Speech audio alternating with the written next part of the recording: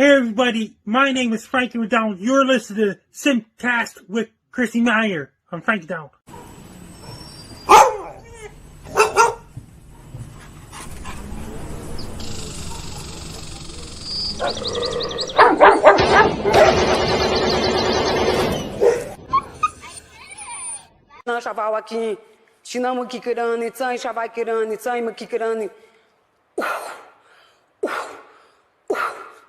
I want my winner.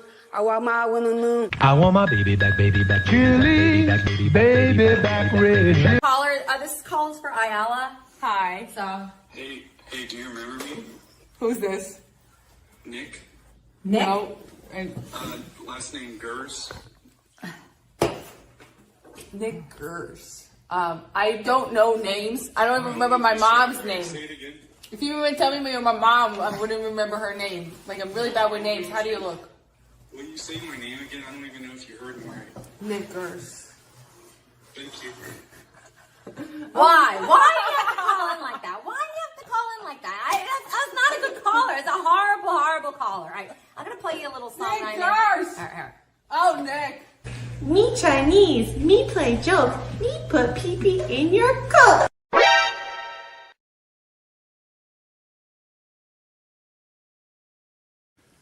What's up, Vivek? Hey. Whoa! Look at this. What's up, guys?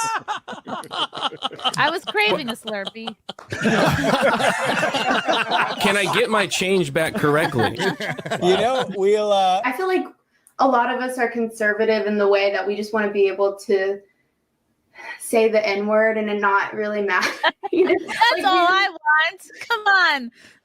Is that so much to ask? Can't I just say the N-word?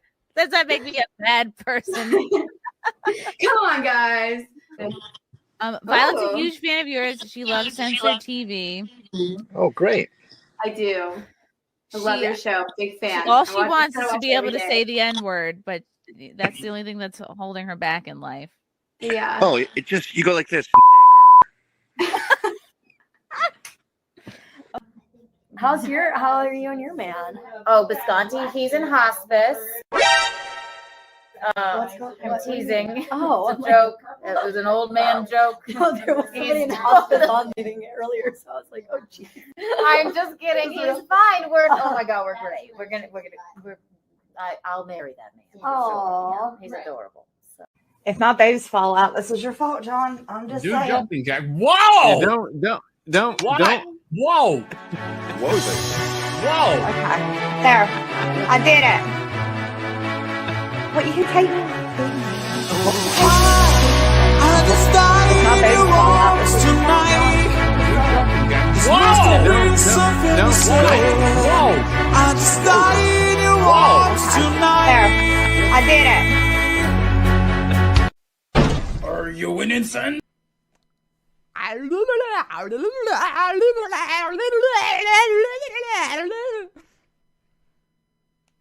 Hi, I'm Ali. I'm an English teacher, a dialect coach, and today I'm going to show you exactly what actors do perfectly and terribly when they try to do a British accent.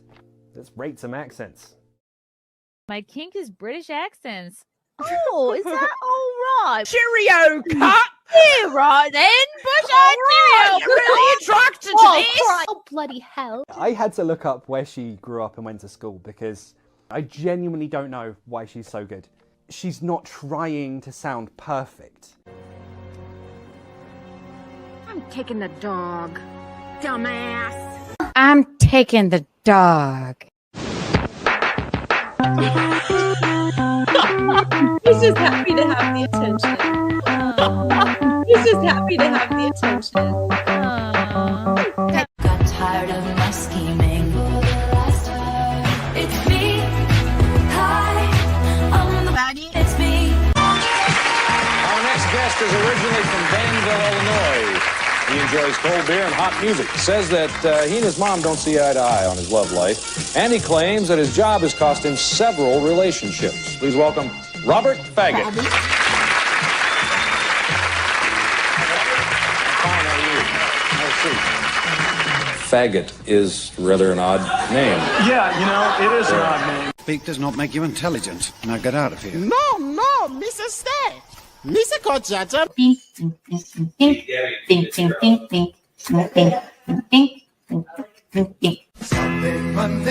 day.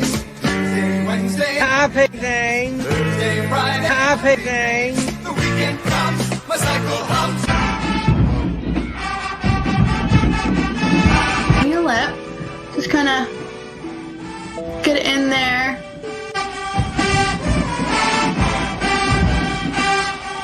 Fill it in a few different times just to kind of get a real deep color. And then kind of go in here at the bottom.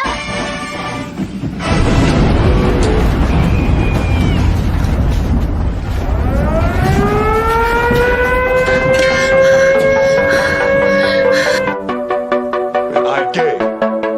I have relationships with men and sex with men.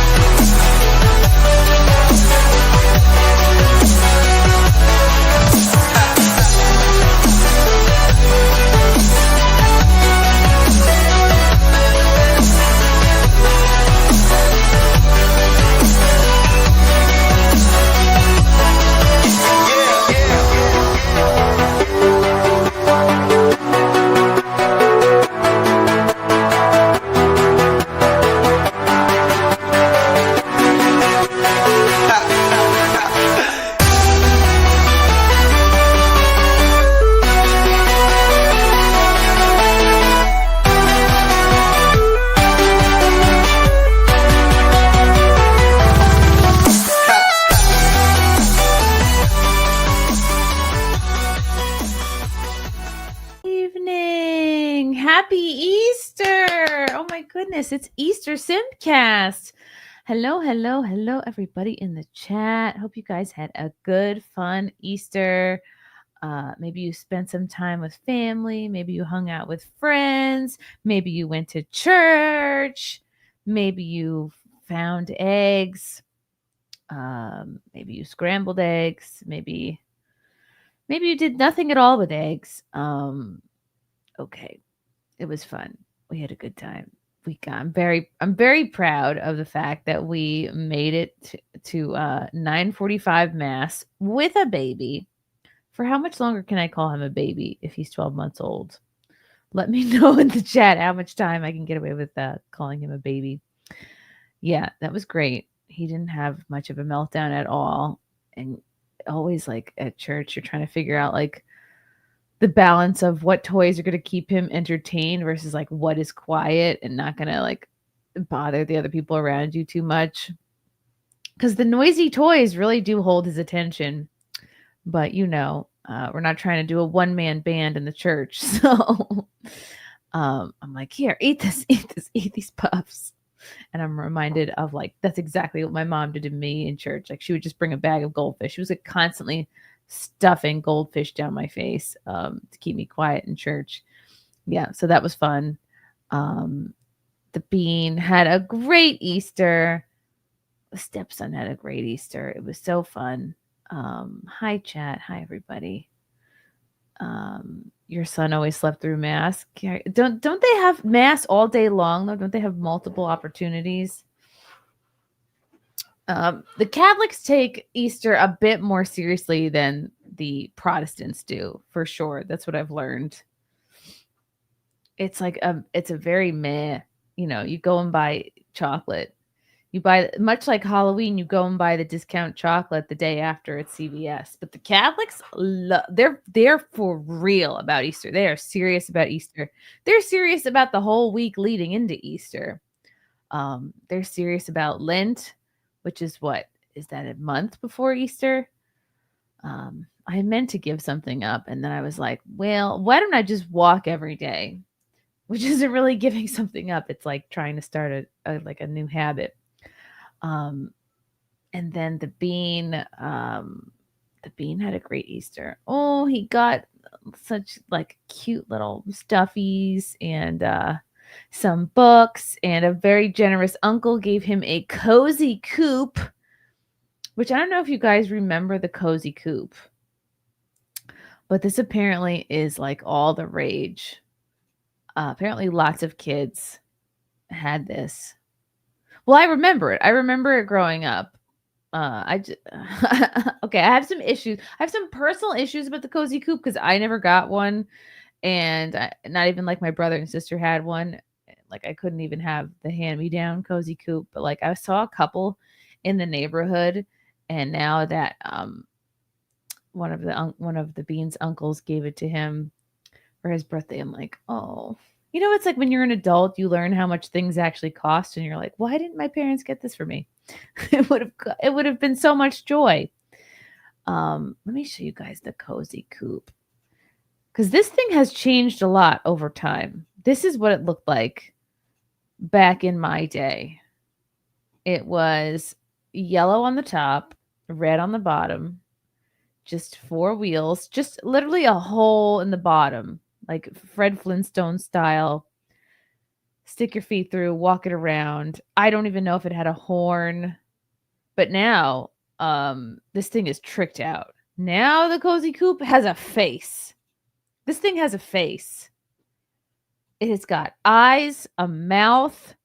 I don't know if this little Tykes thing is supposed to be a nose. It has a horn. It has a gas tank now. I believe, well, it has a door. It had a door in the 80s too, but now it's got this other thing. It has like a floor. It has like a bottom that keeps your feet, that keeps like the little Bean's feet from touching the floor, because he's not even tall enough to have his feet to like Fred Flintstone it yet. So he's just chilling. He's just chilling in it. But that's the crazy thing about the cozy coop. Yes, it has a floor, but it doesn't have a latch on the door. So he can just like bust out, stop, drop, and roll. He can just jump out, roll out of this thing whenever he wants. So you got to keep your eye on it. But very cool.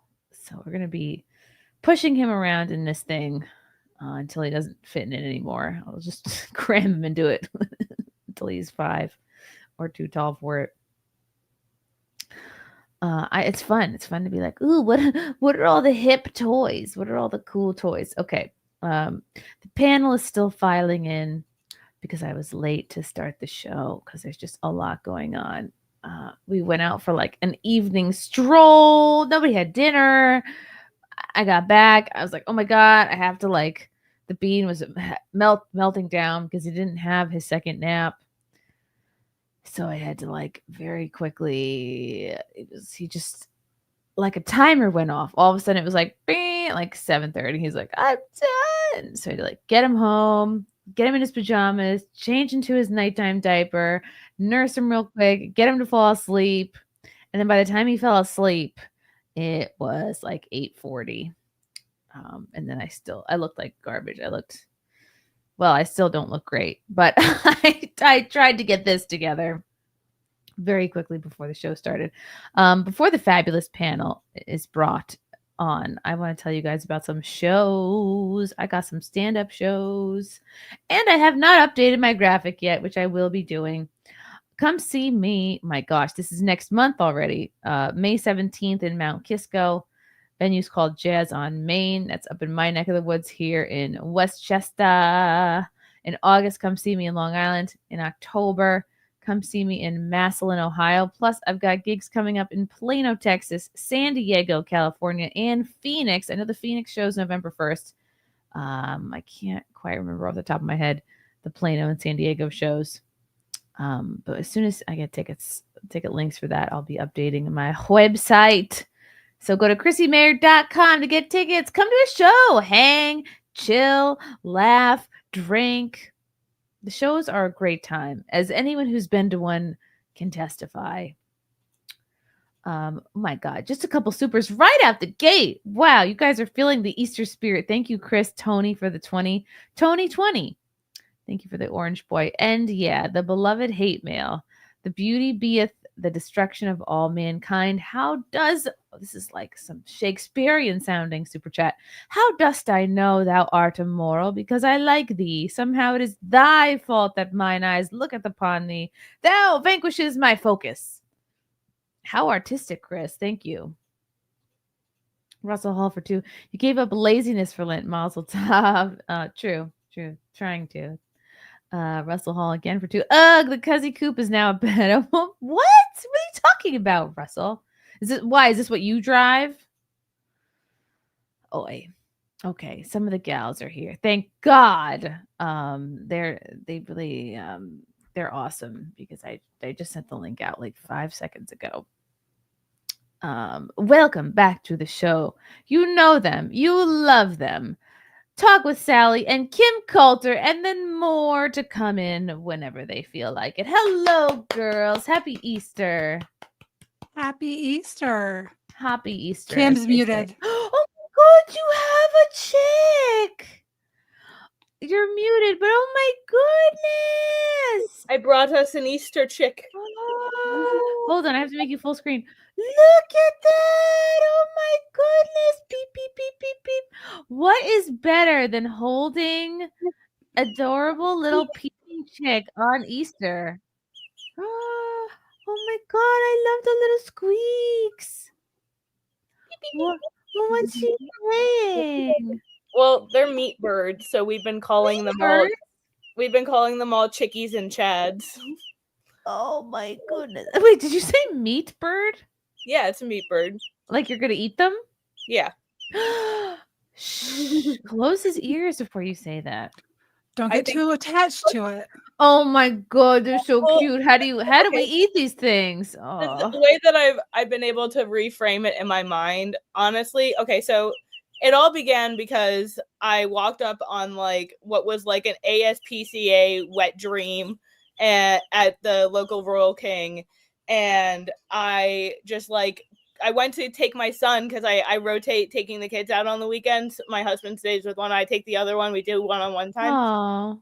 And I was like, oh, let's go say hi to the birds at the Royal King. That'll be a really sweet outing with my son. It's called the Royal King? It's called the Royal King, yeah. Is it like a Stu Leonard's? Is it like what is it like? I don't know what that is. It's like a farmer's Walmart. Oh, cool. Okay. I mean, they have like a food section too, and they have like a clothing section, but it's guns and birds and rabbits. Oh my gosh. It sounds like the best store ever. Oh, it's the best store. But some retard was working in the bird department, I guess. So I walk up onto there's only 3 out of like 12 that even have any birds in it in the first place. And there's 2 things of turkeys and 1 thing of these baby Cornish hens. So they're just baby chickens. And they look just like miserable and sick and horrible. And I was just like, this is an atrocity that cannot stand. And I ran up to one of the guys and I was like, I'm going to buy those chickens. And can I buy the thing they're into? And yeah, we made it work. I actually have a farm guy who I called and he's like went in on this plan with me. Regardless, I couldn't leave them there. And they were, I'm sitting on my phone, chatting with the internet, trying to figure out how to take care of these dang birds. And I really wanted to rescue all of them, but I just couldn't do turkeys. The turkeys are going to get too big. It was going to be a big problem. Were they baby turkeys? Yeah, they were babies. Oh, but what does a baby turkey even look like? This bin full of baby chickens. I was like, they're made to only live a couple months, unfortunately. But they'll have the best lives. They'll have the best lives that they'll ever have. You know what I mean? Like they're gonna. I mean, like that's what Cornish game hens are. They're just baby chickens. They're just chickens that are bred to that they grow at a faster rate than most other chickens. But anyway, so I was like, okay, well, they're gonna have the coolest life. They're gonna have like a great time. My kids are gonna have a great time, and then the farm can have these chickens, and we'll get chickens. Everybody wins. So how long are you gonna keep them alive for? It's like a couple months. It's what it is. Oh, and then you'll fall in love, and maybe you'll let them live forever. The thing is, like, when they're not bred to live longer than that, because when they do the rate that they grow at, they develop really terrible like leg pain, often breaking legs. But so do human beings as we get older. And I mean, it's like they grow at like 3 times the rate of an average chicken. So as you can imagine, when they get to a certain size, it's just like inhumane at that point because they're not really able to like live a They're comfortable too fat. Their legs can't handle their fat bodies. Exactly. Well, I mean, we can leave that as an unspoken thing there. But these, it's again, look, he's real happy. He's so cheap. All right, he'll get to live for a few months. Oh my God. And if it's either so with cute. me or in this miserable Royal King, where they were Yeah. just covered in poop and miserable, and he's they're- singing. You can I don't know if you can hear the others, but like that's happy bird noises. You know what I mean? That's so cute. And to be quite frank, I had the conversation with my kids. I sat them down and I was like, okay, like these, we have Marshall and Max, and they're our dogs, and Mishka, she's a dog, and like these are not the same kind of animals as our dogs. Our dogs live with us and all this other stuff. And I explained, like, how we've eaten chicken. Come on, let the chicken sleep in the bed with you. No, they poop way too much. That's just a nightmare. But my they're still so goodness. sweet, and they are used to us at this point, and our kids love them. And what kind of like storybook childhood wondrous thing was I able to provide for my children to have like a whole bunch of little chickies to run around with? Did you do a little chickie photo shoot? We haven't done the photo shoot yet, but I do want to do that. You must do an Easter chicken sheepy photo shoot, and then you have real life peeps. I do, and they're so sweet, and they get along with the kids, so it won't be like them like. Ah. Have you bought chicken diapers to go on the chicks? No, I have not invested in chicken diapers. Although they have like a very, very obvious tell when they're gonna poop, so I've just been able to like. Why they go? I carry around like a little paper towel. You just put what's when you carry them around. What's their tell? They stand in a weird position and they start to kind of like vibrate their little butts. It's really funny. It's super adorable. Just like people. Yeah, right. Sally, would you ever get live chicks? Uh-oh, you're muted. You're muted. Wow. I was adjusting my table. My camera was dusty. My table was too high. I got one of those tables. My desk goes up and down, which is amazing. Oh, cool. Like, so you can stand at it. Yeah, I could, but it's just because I'm 5'11". So I'm sitting underneath the regular You desk. don't seem 5'11" to me. Like, I know you're sitting, but just something about like your Watch voice. me disappear. Your Let me overall disappear. Like I'm 5'11". You still don't seem 5'11" to me. I'll have to send you some funny pictures. Next up, you guys know Branka. Ugh, unfortunately. Yeah, he's the reason why you have babies, but that's okay. Oh no, that was someone else. He's not the reason I have babies. I'm teasing. No, I actually met him in person. I actually really like him. Is he as insufferable in person as he is online? No, he is a very kind person. Like it's like his wife was there. Like he has a wife. Then why is he miserable?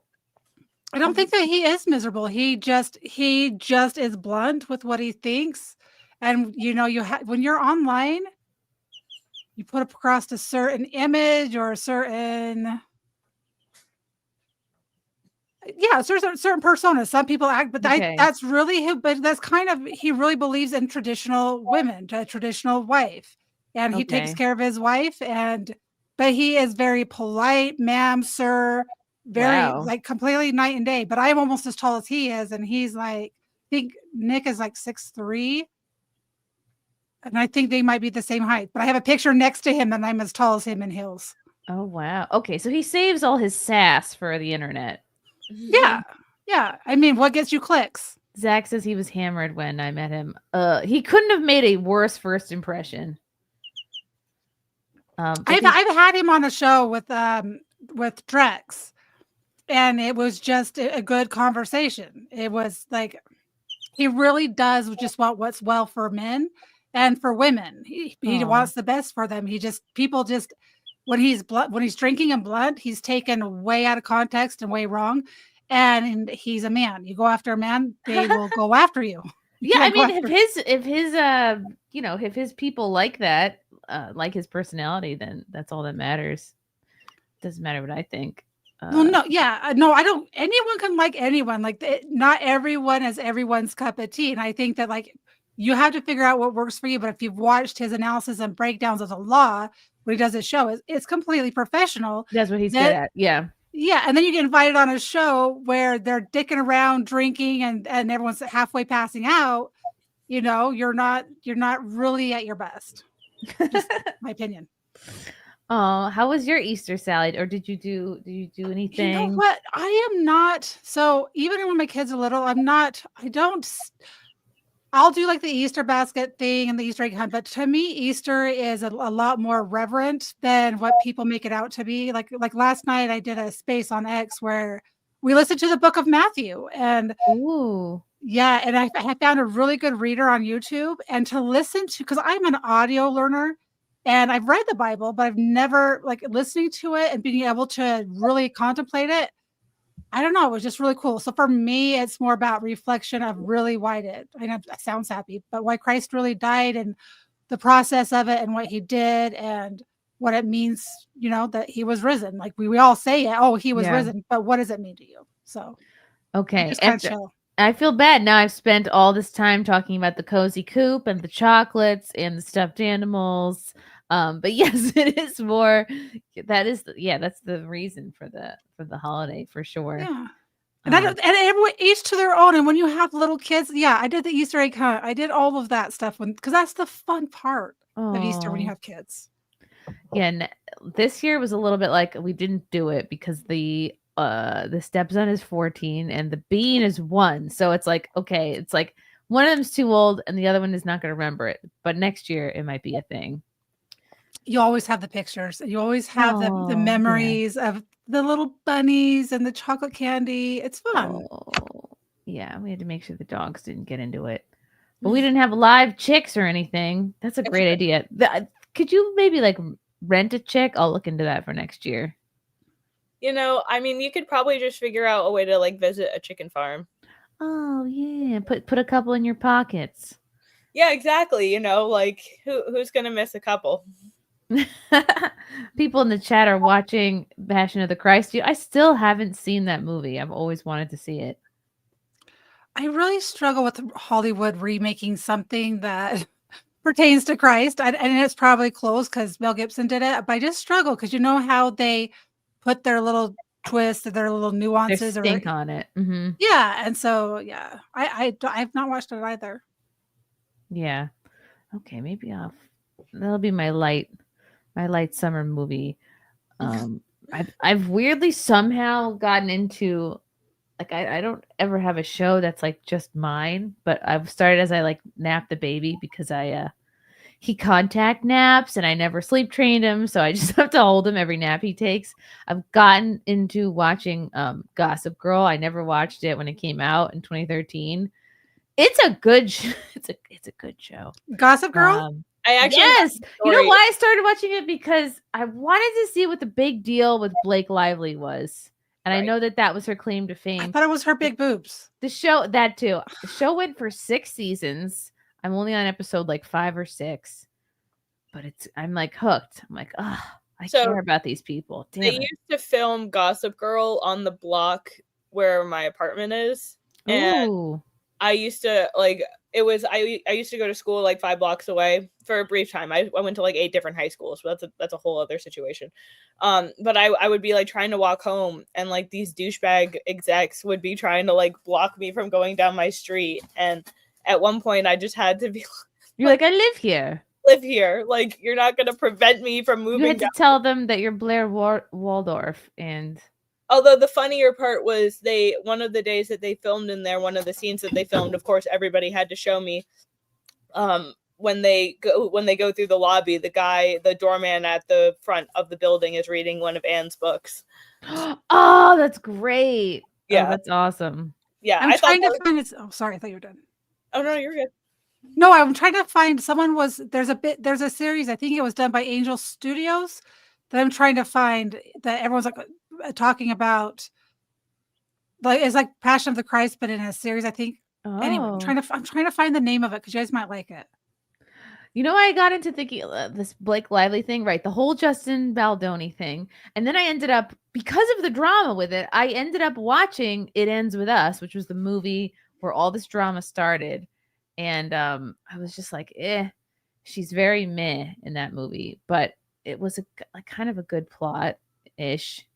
I didn't like hate it as much as I thought I would. And now here I am watching Gossip Girl. I'm on a real like Blake Lively lore kick. I don't know. I'll have to think of something better to watch. Oh my gosh, Tiki the Mighty, thank you for 5 crazy thought, fellow Catholics. Give up the Cain foods for Lent instead of the Abel foods. What does that even mean? Cain and Abel. The good foods and the bad foods. Cain and Abel. I was gonna say, is there like a specific diet that this refers to? Because I wouldn't be surprised. Maybe he's there's Cain and there's Abel. One was good, one was bad. So I'm giving up the good foods, the bad foods. Yeah, give up bad food. Leg. As a child, I used to ask my mother to get a bird pet, but she would not. A regret of mine to this day. See, he still thinks about the bird that got away. Well, I had a bird when I was a kid, and I sort of wish I didn't. It was really annoying. But now I'm enjoying having them, and also it's a little bit of a relief to know it's kind of temporary. Oh, until you fall in love with them. In hot water for 2, doing watch-alongs of The Chosen might be fun. Oh, that's what it is. The Chosen. I've heard a lot about that series. Thank you. When it first came out, Daily Wire was singing its praises. That's the first I heard of it. Interesting. Why did I think it was Angel Studios? Is Daily Wire attached to Angel Studios? That sounds. Oh, they are. They are familiar. Yeah. Huh. Wow. I had no idea. It's more conservative, non-Hollywood movies. So it's men are men and women are women type thing. Ooh, how retro. Yeah. Going back to the old days. I want to see if there's any fun Easter news, but it's all about Pope. It's all Pope related. He's still alive? I guess so. Pope Francis skips Easter Mass but greets worshippers from St. Peter's Basilica. He looks terrible. Why doesn't he have more handlers making him look good? As soon as the Epstein list drops, he's going to die. Just telling you, that's my prediction. And be like, I don't know any of these people. Because it's going to be the distraction, right? The Epstein list is going to drop and then he's going to die. I don't think. Does anyone really think that's going to come out? My hopes are not up for that. Well, here's the thing with that. If you had asked people who were breaking these stories, i.e. like the Mike Cernoviches, like a couple decades ago, they would have told you we would probably never get to where we are now. True. That's true. Jeffrey Epstein is not only mainstream, but people are still actively trying to pursue this case. And it being mainstream definitely helps that along. So yeah, people are talking about it. Totally reasonable to be pessimistic. It's totally reasonable to say, oh, it's just smoke and mirrors. We're never going to get anything. It's totally reasonable to laugh at the people with the binders and say like, oh, well, this is just a clown show. It was all for nothing. But first of all, I don't know how the hell they would have known. It's not like they flipped through the entire binder in like the 2 minutes since they got it. And on top of that, like even just being able to pose for a photo op with that kind of information when like I said, 2 decades ago, 3 decades ago, only like the very select even talked about it. You know, it was nobody said anything about it. Jeffrey Epstein was able to get sweetheart deal after sweetheart deal. So progress is progress, and slow progress, while it's annoying, is still progress. And if we can make it this far in 30 years, who knows? Maybe in 60 years. Maybe in 60 years. Maybe after we're all dead, then it'll come out. Well, so you have to realize, I don't know if you guys know what the Franklin scandal is, but it was the biggest sex trafficking ring in the United States. It involved Republicans. Everyone's like, oh, it's the Democrats. No, it's both parties are responsible for what's going on. So you had the Franklin scandal in the 80s. It involved politicians. Well, they call it a prostitution ring. But you had politicians, you had governors, mayors, chiefs of staffs. It involved boys' homes. And it was the same type of thing as Jeffrey Epstein, where there was pictures, photos, blackmail. And the guy who wrote the book, The Franklin Scandal, was Nick Bryant. And I interviewed him almost 2 weeks ago. But then you had, so he wrote that book. But if you understand Jeffrey Epstein, the Franklin Scandal started getting exposed like about 89, 90. So then we start to have 96 is when the first victim of Jeffrey Epstein came out, Maria Farmer. So she came out to the FBI and they were not going to investigate it. There's only two people that can stop an investigation like that. It's the president of the United States. And I think it is the, is it not the attorney general? Okay, there's only two people that could put a halt to it. Wow. So they put a halt to that investigation in 1996. So you have the Franklin scandal end. You have Jeffrey Epstein, who just happened to remodel the White House before Clinton took office, his company. Ooh. So it could have been wired, bugged, cameras. You have Monica Lewinsky. So you have one scandal, which it's only one, right? So I cannot think that these two things overlap. So when they say, oh, we're going to drop the Epstein files. You can't bring any of this stuff up without remembering the Finders Keepers. That was incredibly important. No, that's a part of it. That Finders, they're all part of it. Is that related to the Losers Weepers case? Yeah, but just 1 second. Let me finish this because it ties together. Okay. So you have Franklin scandal. And that they're starting to get exposed. You have investigators, you have the CIA involved, you have the senator, the governor involved, like this big, huge cover-up because it involves politician at DC. These kids were trafficked to California, Colorado, Texas, like horrible things happened. So one thing ends, and then we have Jeffrey Epstein start. So my point was that she says, oh yeah, we've got the names, we got this. And if you actually start investigating, you're like, well, damn. This ties to so-and-so. Oh, damn, this ties to P. Diddy. So they can't just go put everything out there. There was also the van full of kids that they found with the CIA guy. And those were all children of like multiple different origins. It wasn't just like So the CIA is involved, and if they're involved in the Franklin scandal and Epstein, they're involved with P. Diddy. Those guys are just the fall guys. So there's people above them. The international implications of that. Absolutely. Anyway, that was my point. They're connected, and that's why we don't have the list. We don't have the list because you think it'll ever truly come out, or there's so much more that has to be done because there's so many connections. And I think you're going to start seeing arrests happen, and I don't think they're going to be like, oh, this is tied to Epstein. I think you're going to start seeing things because you can't just go arrest one person. Once you put the names out there, they're going to go underground, or they're going to eliminate an asset, which is a child. Or they're going to move an asset. No. So if you go, it's more than just us getting these names. I was like, it's the justice for the kids. Well, yeah, of course it is. But when you start to arrest people, you have to be ready to go after all the big movers, or else they're going to get away. So, and I wonder if some of the people that are on the list have already moved away. You know, like we've seen some celebrities be like, oh, I'm moving because of Trump. But like, I wonder if it's more than that. Oh, Trump made me move to the UK. Pedophilia just happens to not be as severely looked upon. It's tolerated, right? Coincidence, just a coincidence. Well, they're how refreshing! A president that doesn't like pedophilia. Wow. Oh my gosh, it's just so crazy to me that you should have Nick Bryant on your show. Chrissie. Nick who? All right, I have a Post-it note open. Spell his name for me, Nick. Nick Bryant. On X, it's Nick_Bryant, Bryant. Oh. He's the author of the Franklin scandal. Keeper. Oh, okay. And he knows that the Finders cult as well. Like he is a wealth of information. Snap. And he has a website called Epstein Justice, where you can find court documents. He has the black book that he published. He got in 2017. He has tons of information, but he's starting to get out there. So get him before too many big people get him. Okay. Ooh, that's. I'll let him. If you want to contact him, I'll tell him that you're trying to contact him. I will. Okay. I have it written down. Thank you, Sally. In Hot Water for 5, Angel Studios is no longer involved with The Chosen, which is made by Come and See. Angel Studios are Mormon. Season 8 could have just been Jesus in Mexico.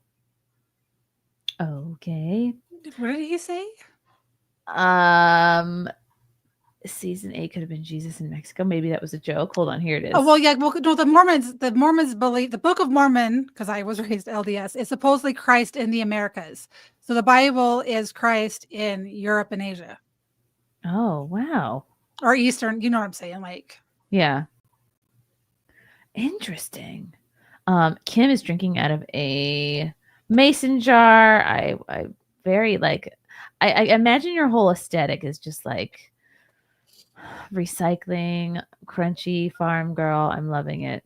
I don't know. I don't believe in recycling, but neither do I. I think neither does anybody. Like, I think the places that say they recycle are lying, and they just go, okay, we're just. Well, I mean, it dump. It does more harm. The process of recycling does more harm than anything else. So than just having a big old dump. Yeah.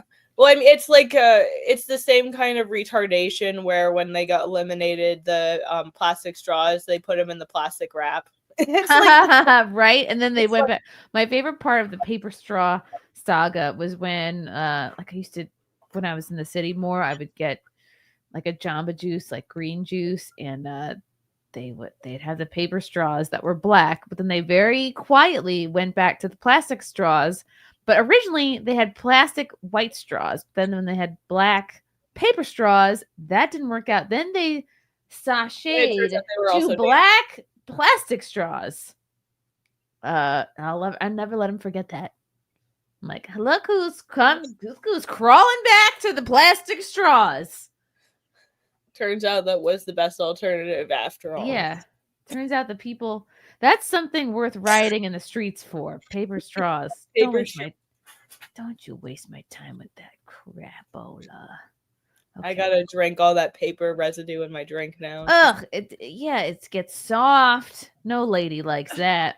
It's the texture on my lip and tongues that I don't like. It's just really weird.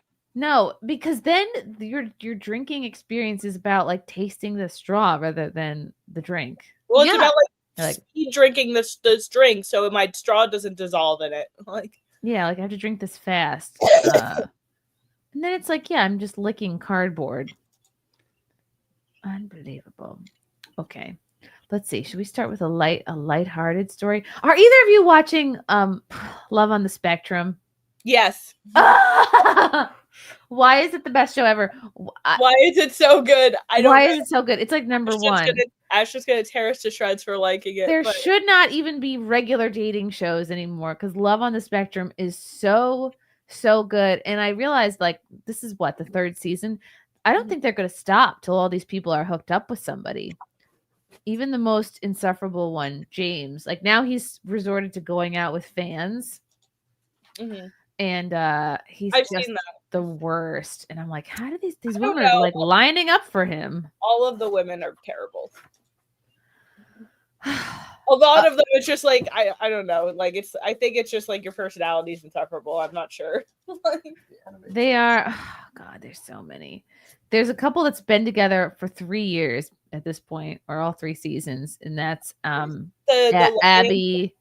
Yeah, Abby and David. And you know what? Oh, are you guys matching? Oh, you have baby. Oh my gosh. Yes, she has baby. She has a new bean. How old is the bean now? 6 months. Oh, that's the best.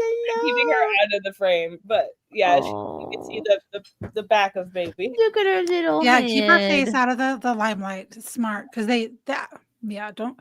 I do protect the children's space where I stream it to X and to Rumble, but they were saying that they can AI generate your baby's your pictures and stuff like that, and use them to sell and to make money. And so they say not to ever put their face out there. I don't know if you've seen the videos that come out where like they'll replicate your voice and they'll like fish. Yep. You'll fish your parents or whatever, and they'll call with you on the phone in a panic because you're in danger and you need help, and it's horror. It's so. Wait, what? What? Yes. AI phishing, particularly elderly people, but they'll like I said, they'll call with your voice from a number that looks like yours, and they'll be like, "Hey, Ma, I'm in danger. I need you to wire the thing, but I don't have my ID, so send it to my friend." Jeez. Cray. Very cray. Okay. How do your other kids like the baby? I'm sorry? How do your other kids like the baby so far? Oh, they love the baby. I mean, my son is a little bit more, he doesn't like understand how to interact with her really, but my daughter is obsessed with her, and she's given her nickname is a little Nelly. And like when she's like crying or upset, she'll go over and she'll like rub her little belly or like pat her on the cheek and go, "It's okay, Melly. It's okay, Melly." And it's the best little thing ever. That's cute. Oh, I know Bean. Oh my God. They're the best. Some young guy fat for 2. I want to be hooked up one day with Chrissy. Well, I'm sorry to inform you. I am married. Very married. Very much a mom, but thank you. Maybe you can come to a comedy show. Garfield's Bizarre Adventures for 10. Hey, Chrissy, now that Nick has pled guilty to felony drug possession of the same substance that his 9-year tested positive for, when will you have your buddy Nick back on as guest? I am so behind on all that stuff. So I need to catch up on all things related to that. I've just been in a blur. I've just been very busy with the baby. Oh, you mean you have other priorities in life than drama? It's wild how a baby will suck up 23 hours of your day, like just like that. And I was just like, wait, I didn't. What's that like? I didn't have time to scroll at all today or like check anything. Just wait till they turn 18 and you tell them you have 1 year to get out, and then they move out. And then that's barbaric. Are you kidding me? I did it. It's great. And it taught them to be responsible. Like they had to have it. I mean, I wasn't going to kick them out and let them suffer. Well, I would have, because you learn that way, but they didn't. They just did it. Wow. Do they have jobs? Oh yeah. My son has a great, I sent him to welding school instead of to college because I didn't want him getting woke. Got a girlfriend. They live together, has his own apartment. I don't give him he pays for everything. Wow. That's awesome. Yeah. Oh, that's great. But I gotta have a life now. Wow. Oh, he's a welder. And plus you can, if you need welding done around the house. Oh, it's handy. Well, he doesn't do welding now, but that's how he first got his job. He was doing welding and maintenance, and now he runs a loader, which is like $30. He's 19, making $30 an hour, which isn't corporate, but he'll always have a job. He'll always be able to get a job. That's great. The trades, man, they're underrated. They're probably making a comeback, I think, because people are going to be kind of over college. I mean, I think men have been over college for some time. Women have outnumbered men in college for years now. Well, like the shine of a diploma has really like dimmed down quite a bit. Zito, isn't life great? It is. Thank you. It means a lot less than what it used to, and it costs a lot more, and it just doesn't seem to be worth all the debt. Although I will say there are I'm not like I'm gonna sound like a commercial right now, but there are platforms like Udix and or Edemy and Udix, something like that, where they offer different like certification programs through all sorts of different universities all over the place for like as low as like $10 to $50. And they're some of them are in like really like prestigious universities, like run by really like good teachers. I've taken some really good certification courses on stuff like that. So like education doesn't need to have like a huge price tag on it. Like you can learn most stuff on YouTube. And then like there are programs like that where you can actually still even get certified for it by a professional. So take with that what you will, but cool. Hey, maybe I'll take up welding. I learned how to tile a side hustle. Yeah. Yeah, I learned how to tile my house from YouTube, and I learned how to redo a V8 motor, which I didn't realize there's 2 of them. Like I totally did all the pistons, everything, because it was going to cost more money to have it done by someone else. So I did it for $800 versus $5,000 by doing it myself. It was the hardest thing I ever did. Did you hear about like there's a Chinese girl? These videos have been going viral. She like does insane renovations on her, like she does it all by herself. I wasn't planning to talk about this. She just like does it all. I guess I don't need to do like the like I'm exhausted looking at this. Like she just, and they're like, oh, she bought this house. Like, is this reasonable for one person to do by themselves? You can for sure. I redid almost everything in my house by myself. I built walls. I did sheetrock, drywall. I did electrical. The only thing I didn't do was plumbing. Whoa. Built a whole entire bathroom by myself. Designed it. Cabinets because I couldn't afford them. Wow. And it was worth it? Like, it wasn't just at a certain point you go, okay, like, what is your time worth? And well, I could have waited for contractors at that time. So it was clear back in 2012. I could have waited for contractors, but doing it myself, I had my whole entire house because I bought it. I got it before the housing market went up. So I got it for like 142. And then like a year later, there was like 200,000. So I was able to redo my house, add a bedroom, bathroom, all by myself within 6 months. I mean, the whole entire house had to be gutted, carpet, wow, drywall, painting. I mean, I'll show you before and after pictures sometime. Whoa. It's pretty cool. Yeah, I've been doing. We just decided that we're going to be buying our house from our landlord. So like all of the things that I've been saying, like, well, if I own this house, I would do that. I've been like starting to do all of those things, and it helps that my husband's a stonemason and that they work with us.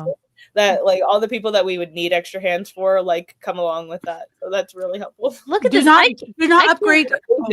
Don't upgrade until after you purchase the home because everything you're going to do is going to make it appraise higher and then you're going to have to pay more. So be careful. Everything that you do, windows, electrical, carpet, tile. Yeah, I'm not doing that. I'm not doing any of the big stuff until post sale. I'm just painting right now. But I'm like pricing and planning all the other stuff. Yeah, or get it under contract. Look at this. I can't even repot the plants that I bought from Home Depot weeks ago that are just oh my gosh, don't even. Oh no, look at the turtle. There's a slider. I'm gonna die if I like neglect them anymore. Oh my gosh, I'm getting tired just watching her. The Asians, though, they have a work ethic that white people just can't surpass. Look, she's making a bench. Speak for yourself. Are you serious? This is Asian work ethic right here. Just build a bench. Imagine, I thought she was going to build the bench and then sit on it. And then when she was done sitting on it, just take it apart. But I no. love it. Look what she's doing. That's pretty cool. I could do one of those. You know what I need to get is a Chinese woman over to the house. And make you some Chinese friends. Look, she's making birdhouses. Who has time to make 5 birdhouses? Who has time to make, oh my God, that's adorable. She made like a bird hotel. She really did. And now she's What is your that? kid one yet? Yes, he just turned 1. Yeah, you'll start having time, and then you're gonna start including him in your projects. Then you're gonna start. When does all this time start happening? Because if you're gonna have 2 kids, start now. Don't have your kids more than 2. Try to have them 2 years apart. Why? So they can borrow money from each other and. No, because if your kids start sleeping through the night, you're getting sleep, and they're out of diapers, they're potty trained. Then it's like it puts you through postpartum depression because it's, oh my God, now I was getting sleep, now I'm not. So when you're used to changing diapers, feeding, all that stuff, it's just easier when you're in the groove of it. Do it before you get out of before it's out of the habit, because I went through like postpartum, like where I was throwing diapers underneath the couch. Look at this. Depressed because I was overwhelmed. Okay. That's a hot tip. I can't imagine a world where I'm getting sleep, but yeah, I think I've just. And they'll be the same at I junior high and high school. 3 with this one being very, very little, and I promise sleep is possible.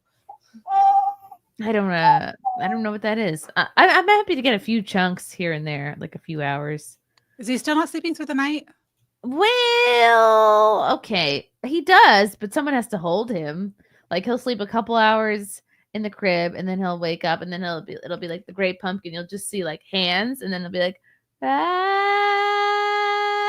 And then I'm going to tell you what I did. I pick him up and be like, oh, and then he falls back asleep. I'm going to give you the best advice in the whole world. I did this with my daughter, and I did this with my son. I did it mostly with my daughter because she would do that. And so she would end up in our bed, and then nobody was getting sleep because you have this kid in between you, right?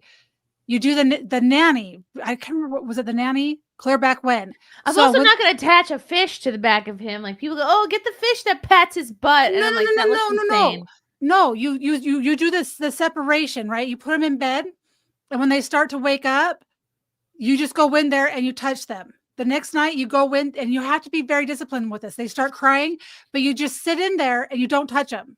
and then gradually work your way to the door. So when they cry, they learn to self-soothe. This was the only way I got my daughter to sleep in her bed through the night by herself.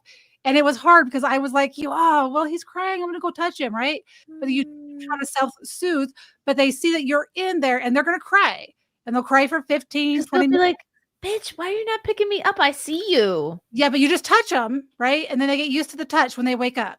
And then the next time you just sit there and they're going to cry, but they'll know that you're there. And then you just gradually work your way to the door. So they'll learn to self-soothe. And it's okay.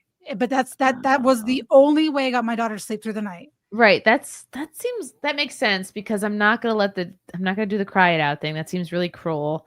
And what you described seems like the only kind of in between method. See, and I could let them cry. My ex couldn't. I mean, after 15 minutes, if they're still crying, there's like that's when you have to think, is there something wrong? I don't think he's ever cried for 15 minutes or 10 minutes like the whole time he's been alive. Well, okay, then you got to reevaluate things because if there's 15 minutes, I'm just telling you as a mother with 2 kids that are now raised, they're perfectly healthy. But it's okay for kids to cry. It's okay for them to learn to self-soothe because that's how they get through life. If someone's not there for them, they're going to fall sometimes and they got to learn to be able to self-soothe themselves and get through it. If he's not crying for 15 minutes and you're caving after that, you need to reevaluate. My ex was the bad guy. They would cry, and I don't think I've even let him cry for 5 minutes the whole time he's been alive. Like I've never been like just alone. I know I've never not been there. Or I mean, I did a couple gigs. I mean, but like my husband was watching him then, so who knows?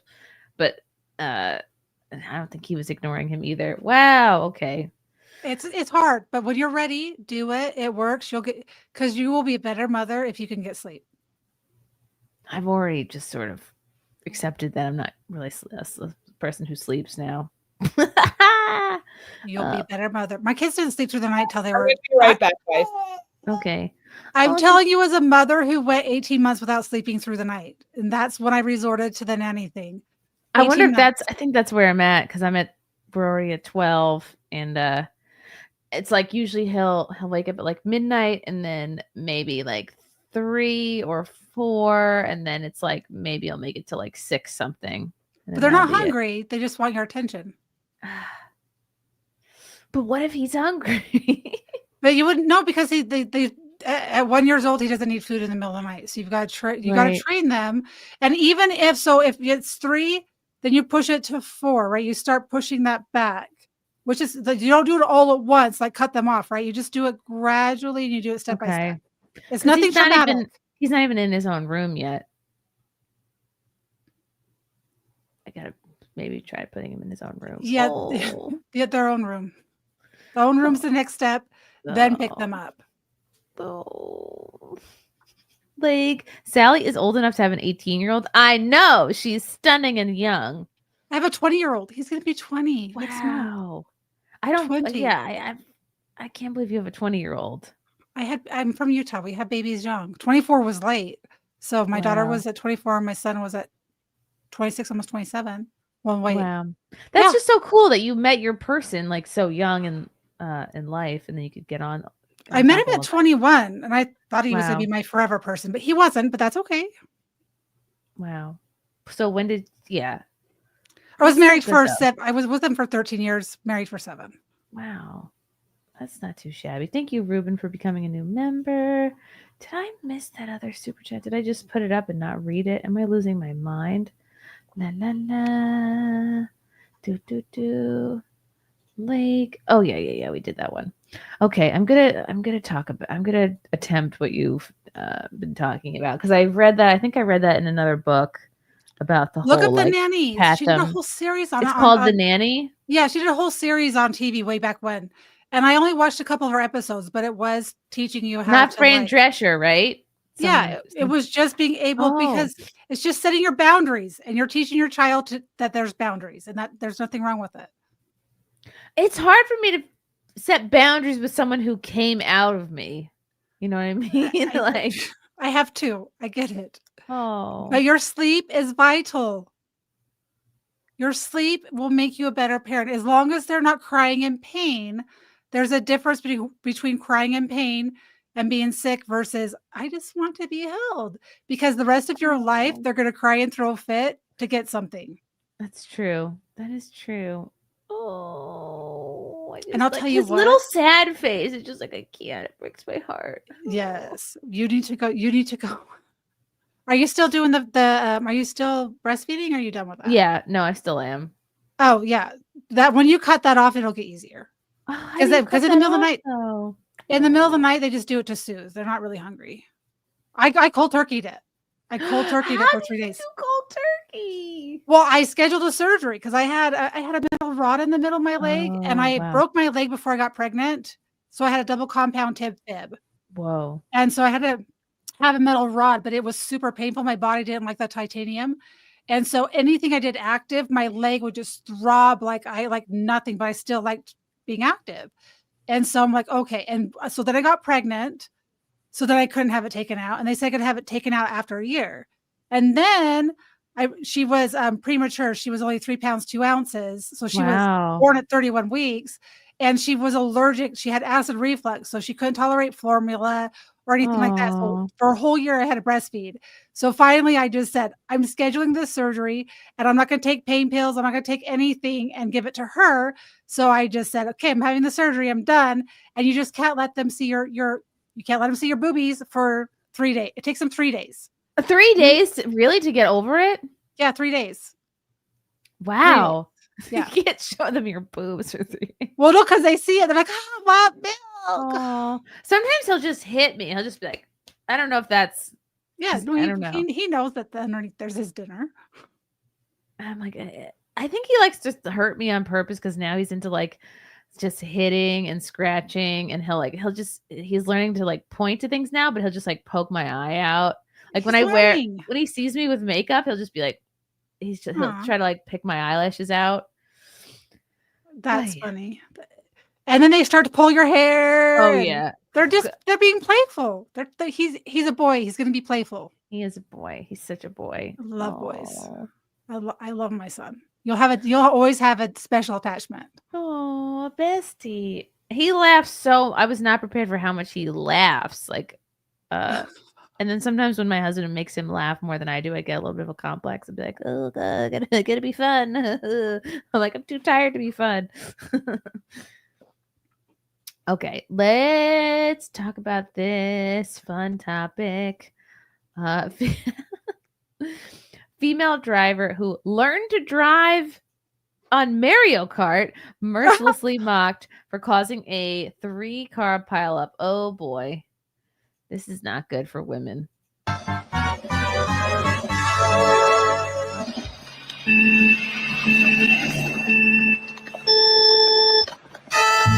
Oh no! Oh, how is this possible? I'm guessing Asian. This person really. Why are they getting a driver's license? A Mario Kart fan who boasted about learning to drive while playing the popular video game has been mercilessly mocked after being involved in a 3-car pileup. The woman allegedly smashed into the back of the car in front, which in turn hit the next vehicle. Let's do bubbles. Why not? The young driver was seen being quizzed by a cop in a video that has recently gone viral online. The other motorists are seen standing next to their damaged vehicles on the side of the street. A large sticker on the back of the woman's black Mercedes SUV said, "Warning, I learned to drive on Mario Kart." Wow. And viewers were quick to poke fun at it as one joked in her defense, she grabbed a little star and thought nothing would happen. Another mocked that sticker should be sufficient defense for having any charges or fines dropped. Oh, it's in Spanish too. A third said, "Cop, why did you crash, miss lady? Didn't you see my sign, officer?" Wow. Yeah, I wouldn't be bragging about that. That's so dumb. Another said, "Forewarned is forearmed. She told everyone, so the guilty parties are those who didn't get out of her way." Someone joked, "It's because Donkey Kong was driving." The accident took place. Oh, this is in Mexico. Okay, this makes sense now. In Puebla, located southeast of Mexico City, on April 5th. Luckily, no one was injured. Oh, well, that's good. Another shocking incident recently saw a driver plunge 40 feet off an unfinished bridge after getting confused by Google Maps. How is that possible? He made a miraculous landing, and both the driver and passenger survived with minor. Wow, that's incredible. Rudy Haru Komanduno had set up his smartphone with the dashboard of his BMW 3 Series A and was following a map to his friend's house on April 9th. While the app had mapped the new road in Indonesia. Okay. Yeah, they're not making roads over there, I guess. Rerouted him away from the incomplete highway. He was perplexed by the change in direction. Wow, that's very Mario Kart-like to just drive off a road. Wow, okay. Shocking video showed his luxury sedan hurtling off the incomplete bridge and crashing down into the road. Whoa. Wow, he didn't hit any other cars. He landed bumper first in the lane closest to the meridian. He later claimed it was not my fault as he was trying to follow GPS on his phone. Oh, yikes. You know, so it was a dude, not a chick. So yeah. You can't say it was a woman driver. That makes me feel a lot better. I remember the days, Sally, of printing out a map quest several pages long and literally you're reading pages while you're behind the wheel. There was none of this like, ooh, don't be a distracted driver. Like, weren't we all just like looking at MapQuest pamphlets? Do they have MapQuest pamphlets? I just remember having an atlas, and we were going from Utah to California, and we have a destination, and you had to like mark all the highways with your little highlighter to make sure that you saw the street signs. No one told you where you're going. Miraculously, we made it a couple places because I had an atlas. How did people get around? And I wish my dad was still alive because he was somebody who did this. Like, people got around without, and even like he refused to use GPS. He just thought like it was unmanly because he was like, I know these streets. Like, well, he also was like a professional truck driver for many years. But I wonder if kids could even, if you were to give a child an address, like 16 plus, if they could actually find their way somewhere, like north, east. Well, Utah's easy because our mountains are always on the east. So you at least know where east is all the time. You're giving them too much credit. Your kids probably know where north, south, east, and west are. I think regular kids have no clue. Like, but we have mountains, though. That's the only reason. If we didn't have mountains, they wouldn't. That's true. Most kids are dumb, I think. They don't know. Or they're not Boy Scouts or Girl Scouts. No, they're dumb. Yeah, they're not like using a compass. Everyone's getting a compass this year for Christmas. Derek, see, they were called maps and road atlases. I thought we hung maps on a wall. Yeah. I thought we didn't like maps. Yeah, we don't like maps. Oh, wow. Donnie likes you. Donnie in the chat is are you single and ready to mingle, Sally? Keep dreaming. That means you have to try harder. Yeah, I am worried how the this was 2 stories actually. It was this woman who got into a 3-car pileup, and then the guy in Indonesia. That's a strange decision. Okay. Oh boy. Oh my God. Do we care about the Kardashians' extravagant Easter celebration? Maybe not. Oh my God. What? What is she wearing? They probably have live chickens too. Yeah, she's wearing some kind of a leisure suit.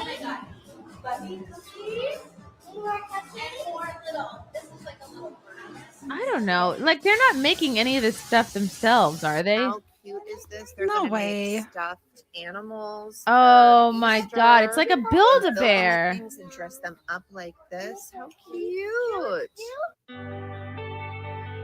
Oh, those look actually really good. Dang. Oh, okay. Those cupcakes look cute. Bunny cupcakes. Oh, bunny cookies. Oh, I like those. That's like too pretty to even cut. Oh, little bunny aprons. Stop it. Oh, that's for decorating eggs. Oh, damn. For eggs? I think so. Whoa. Or no, maybe it's just for... God, this is like so perfectly set up. What are all these buttons for? Maybe it's just for like gluing shit down. Maybe it's arts and crafts. Oh, Kim is Look back. at how cute Yay! this is. Oh. Thank you, little artist party. Okay, damn. I can't watch it anymore. I'm getting too I'm stuff. curious to see. Did you see anything about the White House? I mean, we had Joe Biden last year with naked boobies, and then did you see anything about it today? What did the White House do for Easter? Good question. Yeah. What did the White House do for That's Easter? a really good question. I'm sure it was something related to Easter, which is a change from what usually happened. White House Easter. Even more importantly, have you seen what they've done to the COVID government page? Yes. No. Amazing. I have it on my timeline. I'll send you a link to it. Oh wow! Look at give this. me 3 seconds. They changed it. They put out all the lies. Well, I don't know. I don't want to get you dinged on YouTube. Oh, here we go. This was the White House last Easter. Thank God the woke circus is over. Yeah, that was a spectacle. And this was this year. New the White House releases Easter Day message, declares Jesus Christ is risen. In that, oh, okay, cool. Here's Trump's Easter message. Isn't that nice? He has an Easter message. Easter Sunday, we celebrate his glorious resurrection and proclaim, as Christians have done for nearly 2,000 years, he is risen. Through the pain and sacrifice of Jesus on the cross, we saw God's boundless love and devotion to all humanity. And in that moment of his resurrection, history was forever changed with the promise of everlasting life. As we approach this joyous Easter Sunday, I want to wish Christians everywhere a happy and beautiful and blessed holiday.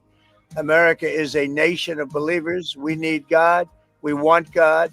And with his help, we will make our nation stronger, safer, greater, and more prosperous, and much more united than ever before. Thank you to everyone, and have a really happy Easter. Easter Sunday, we celebrate his glory. It's going to be great Easter on both sides. It just sounds like his campaign speech, but with Easter. Right. That's nice, though. Oh, no, we don't like that view. We like this view. Sorry, I'll come back when I put the baby down. Oh, shit, hold on. Yes, when you come back, Kim, I'll ask you about what you think about this method of getting them to sleep. Oh, I mean, I'm about the training. What Sally was talking about with the whole putting them in their own room, and then like eventually just like put a hand on them, and then you eventually like have a finger on them, and then you're so. I'm at my third now, and I know you have a few kids too, so I'm not saying. I didn't like that method. It just felt wrong to me personally. However, I have had really good sleepers for the most part. I don't know if it's my method from the beginning, but I've been using the same method each time. And that is up until I start to see signs that they're okay with being on their own through the night. I typically co-sleep. And even still, she takes naps on her own. A lot of her naps are in her little swing. It's really easy for her to fall asleep on her own in a swing. But I still get my sleep because she's, I can just kind of wake up and haphazardly, I don't want to be graphic, but get a boob out, take the boob out, give her the boob, and then kind of drift in and out. There are a lot of really good methods for co-sleeping. Even there's little bassinets that have the one side missing. So I've seen that. I wish I had got one of those inside. Yeah. You can secure those to the side of your bed so you don't have to worry about it moving away. There's a lot of ways to do that. And then like I said, slowly it's typically been about around a year. I upgrade their crib or whatever. And I think I shared this with you last time, but I especially during nap time and at nighttime, I try to put them down tired, not fully asleep. So they can self-soothe. So that and again, if they're immediately crying as soon as I'm leaving the room, I'm probably going back and trying that method again.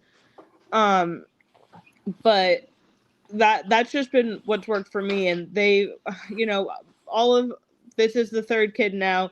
She's started sleeping as many as 5 or 6 hours in a row, starting at a month and a half, and she's a great sleeper at night for the most part. She's had the typical, I think it's like 4 or 5 month regression where she wakes up a couple more times throughout the night. But again, like her wake periods are also getting longer too. So like I've been trying to work that a little bit as much as you can. They determine most of it, but like if during the day, like if she's awake, let's say at like 5 o'clock, like the other kids typically go to sleep around 8, so even if she starts to look a little tired around 6:30, 7 o'clock, I'll try to see if I could keep her awake just a little bit longer, and then by the time they all go down, they go down hard. You know what I mean? Yeah. So I feel like it's little tips like that. Again, I don't know how much of it is luck. I'm not gonna say, because I know a lot of kids really struggle with sleep, and I'm not saying like any one method is the right method. I just know that I said the whole, even before, I feel bad about saying the kicking your kids out at 18 is barbaric, because it feels wrong to me. I just like, in my soul, if my child is not ready to leave my home, I'm not going to throw them out. The same way that, like, if my child is crying and I have the availability, like, if I need to take a shower, like, I'm sorry, you're going to maybe have to cry for 10 minutes. Like, you're going to be fine. You're showering? You're not going to sit in a therapist's office in like age 30, like completely incapable of being able to exist because mom needed to shower. Like, that's not what I'm saying. Like, that's a level of insanity that I cannot abide by. Because you just need basic sanity. Oh yeah, but you just need I just feel like, and I'm also prone to just like guilt and like anxiety, because like I have my own things about like, I wish my parents had been this for me and whatever, but it felt wrong. It feels wrong to me. I mean, like, even right now, like I have the baby sitting here and she's falling asleep, and in a few minutes I'll be able to put her down and walk in the next room.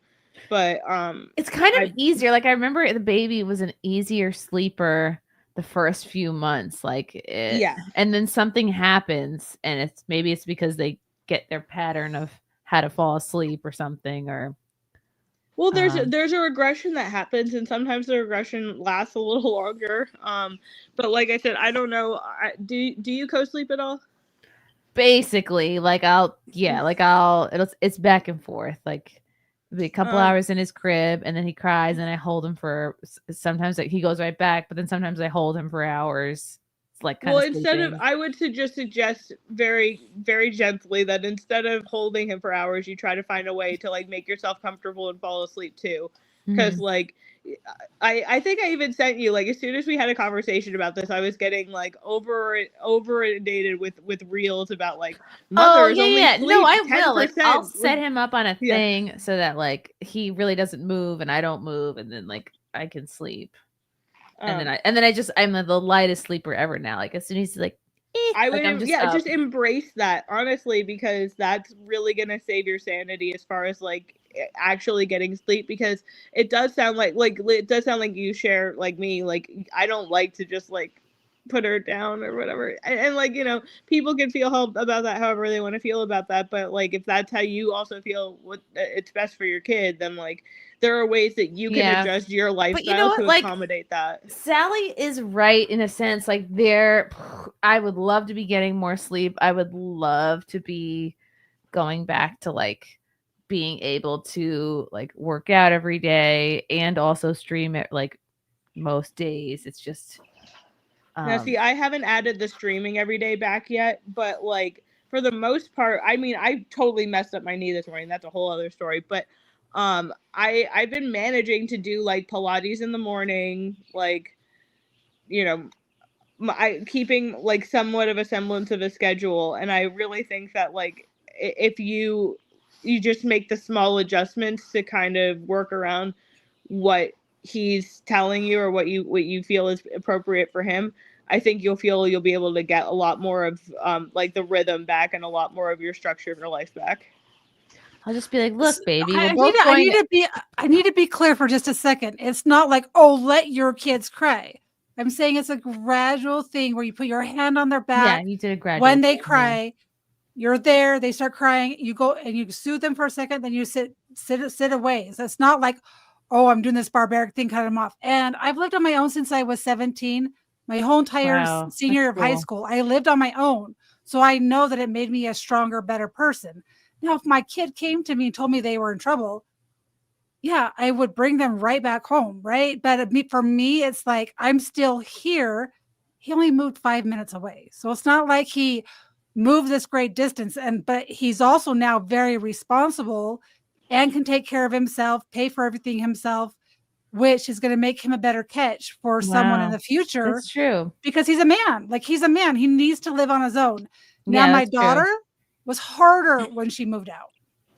Like, it was really, really hard for me because girls are different than your boys. They're supposed to be tough, and your women are supposed to be protected. So that's a different story. Yeah, I totally You agree seem like with a good that. mom. I think the ideal of young women being under the protection of their father until they, meet a guy and marry him is a reasonable standard.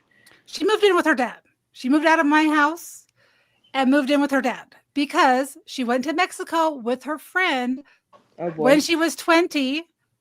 And I told her that she had with her friend, she's beautiful. Her friend's beautiful. Oh, girlfriend. Okay. They went and stayed at a resort. And I said, and this is because I know about child trafficking. This is my thing. But I can't terrify my child, right?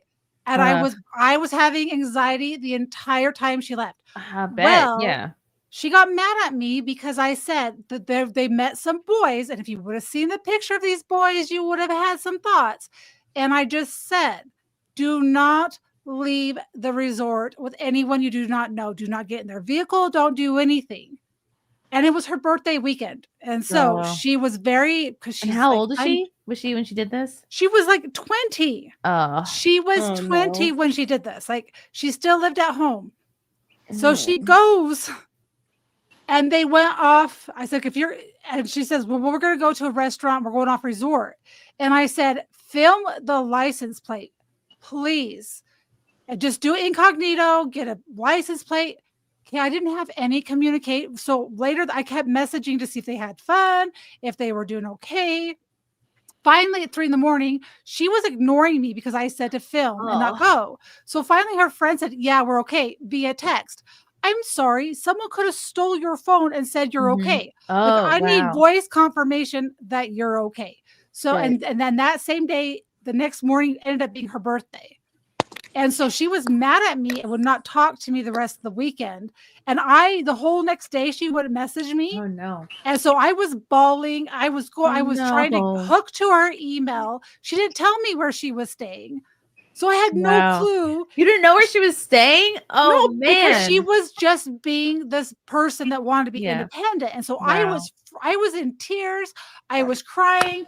I was looking up international. How do I find my kid? All you were ready to get Liam Neeson. You were like, look. Oh yeah. I was all because I saw that show and I was like, yeah. So I'm like, I don't know what to do because she's in a foreign country. If something happens, then I'm screwed. Anyway, she came. I'm like, when you get back home, pack up your shit. Oh, so you sent her to live with her dad? Well, she could have gone anywhere. Well, I didn't really want her to, but she did. But that's where she's at. She's at her dad's. But you feel like that's helped her? Oh, yeah. She really, yeah. But there's a certain age where girls want to be the mother. They just think they know everything, but they don't. And so as she ages and she experiences life and she has to pay for things, she's like, hush, my mom wasn't really that bad, right? Yeah. They have to figure it out on their own. And it's okay. No, it's so true. Wow. That's good. Sounds like you handled it perfectly. Oh, no, it was horrible. I cried when she moved out. It was horrible. Oh, no. It was horrible. I didn't move out till I was 25 or 26, I think. So I was like on the later side. Yeah, and you should. Your girls, I couldn't afford it. It was I was out at 17. So wow. So was I. Look at you two. I didn't want to be. Yeah, I couldn't afford New York City rent. Like all the jobs I had, it just wasn't. I never made enough. I certainly was in no condition to be. No, I also, I mean, like, I think it was my first apartment. like I was living with my boyfriend, and we were supposed to have like other roommates, and then that didn't work out, and his dad was covering his rent anyway, so it wasn't like we had a ton of extra expenses. But yeah, that was still not, that was I also spent a lot of that time like living on couches and stuff, so that was not fun. Dang. Yeah, you got to do roommates. Well, my moving out was sort of abrupt, and it consisted of, it was a fight that just ended in, all right, well, get your stuff and leave. And I was like, all right. So I grabbed my chinchilla and my one backpack full As of you stuff. do. You As grab you your do. chinchilla. You take your chinchilla and I'm you just leave. imagining your chinchilla has like a handle on the top. Like, you know how they have those harnesses for dogs? There's like a handle. You're like the animal becomes a purse. You're like, well, I'm just going to take my chinchilla and go then. Exactly. Wow, that's neat. I should really write about all my roommates that I had before I forget what it was like.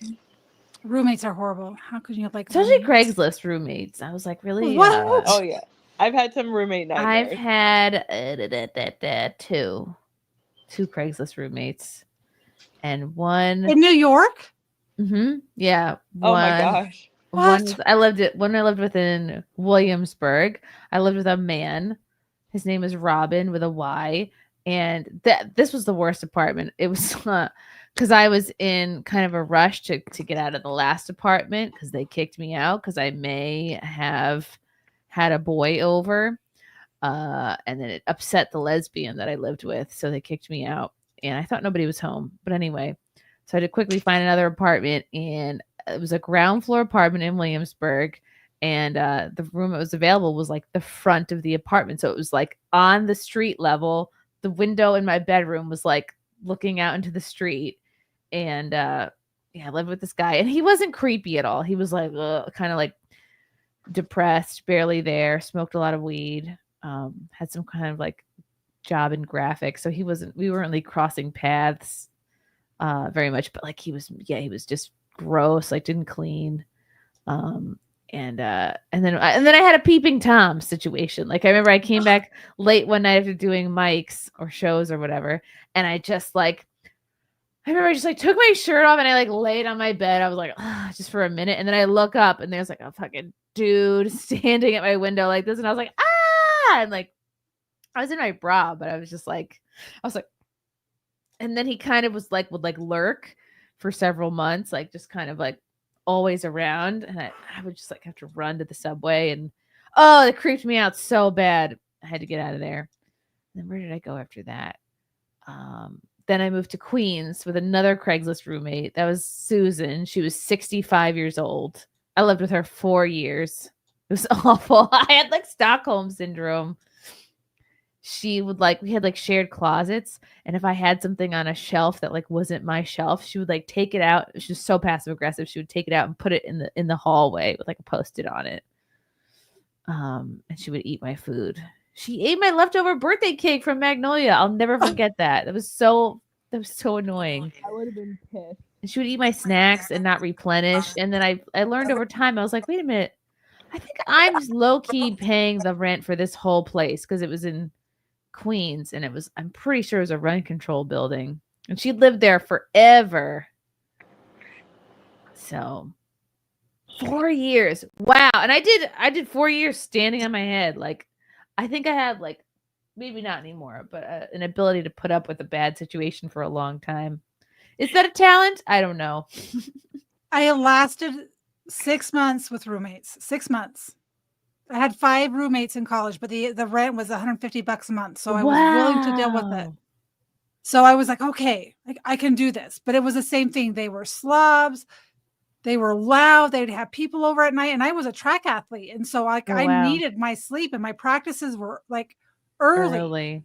And so I'm like, I can't keep doing this. So finally, 6 months. I can't have roommates. Oh, wow. I mean, I would have loved to not have roommates, but just like, the rent is expensive. Yeah, no, I had so many different sets of roommates and so many different roommate nightmares. Yeah. And I thought I had a bargain. Like the one The last rent I paid before I moved in with Frank, I think it was like $9.50 a month, and that was like a really good deal in Queens. Sounds like a good deal. And that was like, when did I move out of there? I think I moved in with Frank like 2017. Yeah. So, my God, that was like a long time ago. Wow, and look at me now. That was 2017? That we moved in together for the first time? Yeah. Yeah, I think, but I had like roommates starting in probably like 2010, 2011. Something like that. It's kind of fun. It's like an adventure. But it's nice like when you stop having roommates and you're like, oh, I can be in all the rooms of the house. That's cool. Instead of just like your one little room that you pay for. Okay. Well, how did we get on this path? Okay. I don't know. I was trying to think the same thing. But you were talking about kicking my kids out, talking about my daughter. And I do think even if I wasn't going to really kick my kids out, I told them 18 years of age, you're going to live on your own, right? Unless you're going to college. That was the exception. Yeah. If you're going to college, you're going to stay at home because, you're going to college. So if they didn't go to college, but if you tell your kids that, they will think, I got this many years, and they work towards that. Even if you're not going to, then that's the thing. But he wanted to live with his girlfriend, and I wasn't going to let him cohabitate with a girl at my house. Really? Oh, right. Okay. Right. Did you have feelings on whether or not he proposed before living with her or anything like that? No, I don't know. It's kind of hard because I would have liked it, but at the same time, he was 19 when he moved out. Oh, okay. So that was like, yeah, he was 19, not quite 20. She was older, so she has her esthetician license. She's, and they love everything they do, but at the same time, I can't have both of them living in my house because that's another dependent basically for you. Well, yeah, and it's like you want to have your privacy and do your own thing, but I'm paying for it, so you can go have your own house and have your privacy and do your own thing. For sure. Yeah. Oh my gosh, it's Courtney. Hi, Courtney. Sorry, I'm late and look like a hobo. I threw my brick out earlier It's today. okay, don't at all. I was love very it. late and unprepared this week and very last minute with everything. Thank you for coming, Courtney. Do you have any crazy roommate stories? I mean, I've had like 18 roommates, so I'm sure if I I dig have deep, an it's been actual crazy forever. roommate story if you want. I'm going to switch over to my main computer because I just finally got At one baby time, down. you had 18? At one time? No. It was a brothel. No, because I'm okay. So, I've been living, away from parents for, over 20 years, for like 22 years. Right. And so, let's see here. I'm just trying to think. So when I very first moved out, I had 3 roommates, and they were Mormon. What? You lived with 3 Mormons? Why? Yeah. Because, so I had a job. It was my first like full-time job.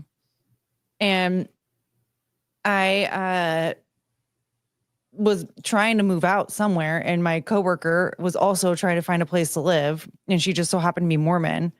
And she was like, "Oh, there's 2 other girls." And so then we could like really like pay cheap rent. I mean, my You were my like, rent the was more like, the more men, the better. And then you're like, The oh no, more wait, you're men. actually Mormon. I thought you meant more men.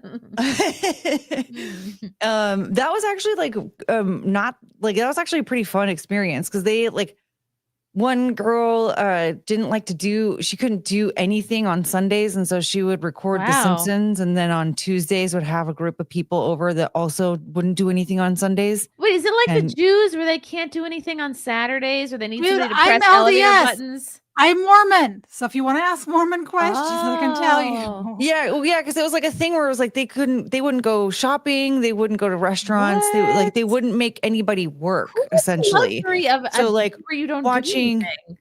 like watching a TV show, essentially you're making those people work. Like people like putting on the production, like they are working, and so she would record it, which I'm like, well, girl, somebody is working still.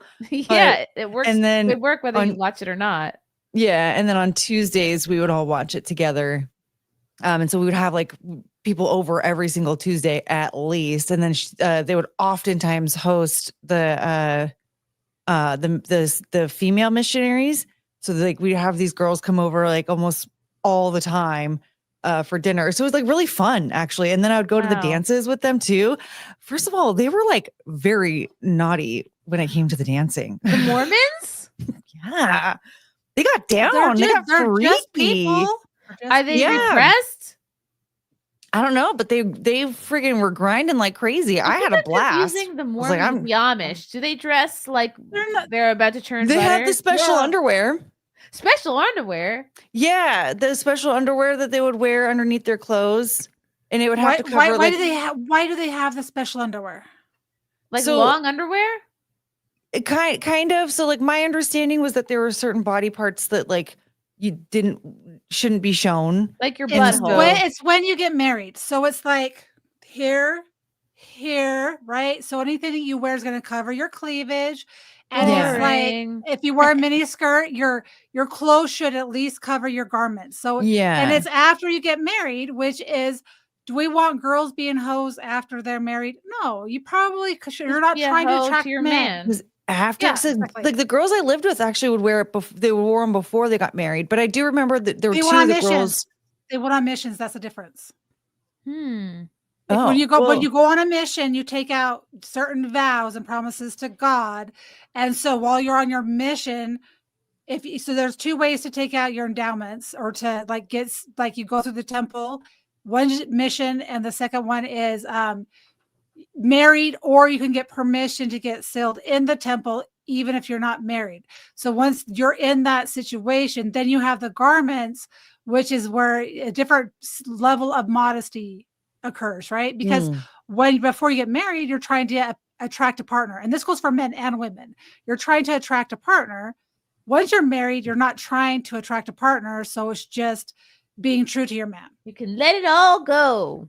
The two girls that I do remember wearing like the undergarments, like I remember like one girl had a t-shirt on, and when she was laying down, like the sleeve rolled up and I saw part of it. Those two girls were engaged. So maybe that had, because I don't remember if they had gone on missions before or not. But they can if they're engaged. If they went and took out you can take out your endowments before you get married, like your promises to God is pretty much what it is. But once you're married, so that you can do it. Once you go to the temple, then you wear the garments. So it depends if they did that. And usually it is someone who goes on a mission, or they're getting ready to be married. And it could take 6 months, depends on when your wedding date is and when you go do that. I've never been, obviously. So it's the yeah, look at those shoulders, you nasty lady. Got it. Anyway, there's your Mormon lesson for the day. I'm done. More men. Living with the Mormon girls was actually like rather fun. And then I lived alone for a while. I don't know. I'm just trying to remember like all the different roommates I had, because like there was a point where I had one roommate and she was like hammered all the time, and that was like really annoying. I'm trying to there was one 3-bedroom apartment I had where it was like a constant rotation. Like every time the lease went up, one person would move out and another person would move in. That was probably the worst experience I had, because it was just like, it was just drama all the time. And I was different people eating your food all the time. Well, it was just drama. I was getting older, and so like for me, I'm like, I'm about to be 30. This just isn't fun anymore. Yeah. I don't want to do this. I just want to like so yeah, when that was over, it was cool. Now I'm like, I will never have a roommate ever again. That was awful. But my first roommate ever, I moved in with her. This girl named Nicole. We met when we were both working at NYU, and it was the first time I moved out of the house. Like she was from Long Island, I was from Long Island, and she had just ended a 10-year relationship, so she was like ready to get back out there. And I was like, I'd never lived outside of my parents' house, and I was moving to Brooklyn with her. And but then I started getting into stand-up and doing, when you start doing stand-up, you have to be doing open mics every night. Like as soon as my whatever day job would end, I go straight to mics, and then until you pass out at night. And then she got really eventually like pissed at me that I didn't have all this free time to spend with her and like trying out trendy restaurants or going to like trendy bars, or like probably because she didn't, I don't know, have somebody to go hunt for dudes with. That's what I'm assuming. Like I had a roommate that I would hang out with like that every once in a while and stuff, but like we didn't expect each other to do that with each other. It was just like if we just so happened to be home that night, we'd be like, "Oh, do you work tomorrow?" "No." "Okay, cool. You want to go to this place or whatever?" But like it was never expected because just like we live together. Yeah. Isn't that enough? And I was like, I work with you all day. I see you all day. And then we have to hang out at night every night or most nights. Yeah. No, thank you. No, She was thank like you. obsessed with this guy. And I was like, girl, he is dating someone else. Like, she couldn't realize that this person had moved on and like was not interested in her. And I was like, oh, this is so sad. Like chasing after some men. She was not She was ready like, I'm to a get back out foodie. there. I'm like, you're just a person who orders off a menu. You're not special. You're not a foodie. You're not. you're just fat. You're not a foodie. You're just everybody likes to eat. Everyone is hungry. Oh man. At some point. Yeah, everyone is hungry. I just had a terrible dinner, by the way. Ew, I'm still very upset with it. Was it a girl dinner? No.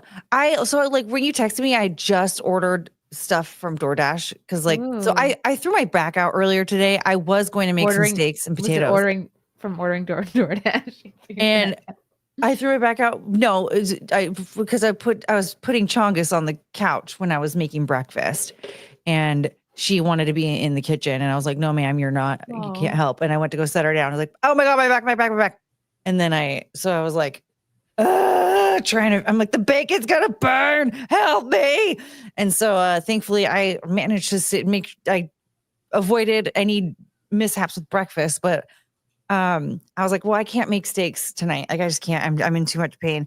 So I ordered Mexican food, and the place that I ordered from, they changed like their thing on DoorDash, and I don't think they got the memo. And so I went to go order my regular chicken chimichanga, but it was like, you get a chimichanga and a taco. And I was like, okay.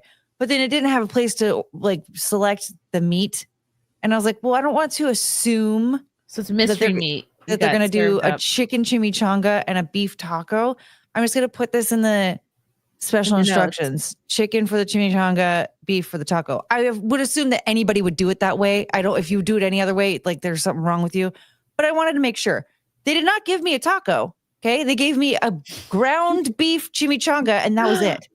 I ordered a side of salsa. I ordered a thing of salsa. They put it in a drink cup. A what? Like a you don't drink your salsa with a straw like we all do? No, I don't actually. I did, but I was just like so mad. I'm like, I've never been so upset about food before, and I've ordered McDonald's. That's your backup. You get to a certain point in life, you realize certain things don't travel well, like don't deliver well.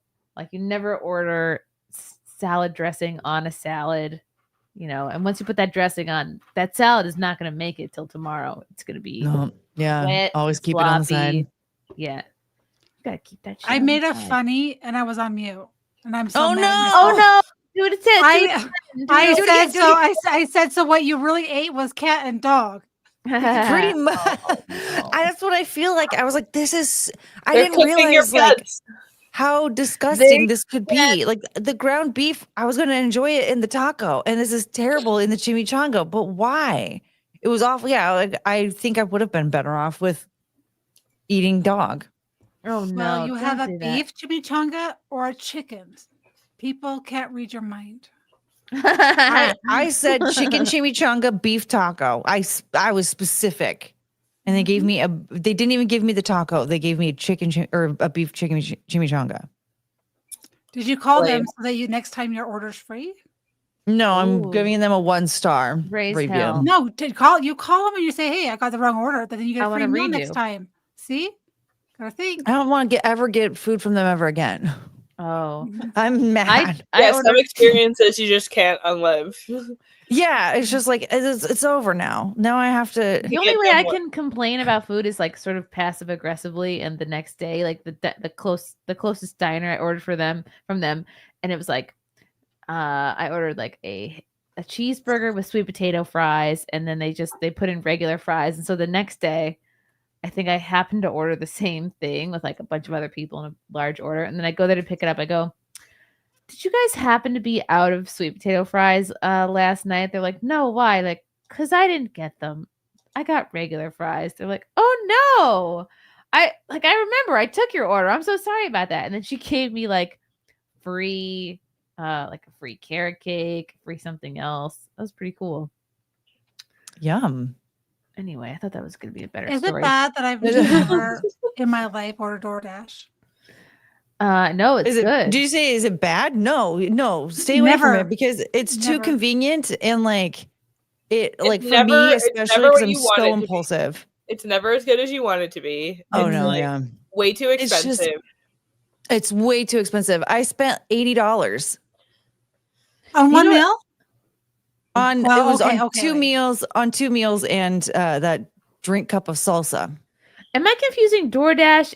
No. I've one time ordered when I was on the road. I ordered stuff from Target to be like DoorDash to my hotel because I needed. You could do a lot of.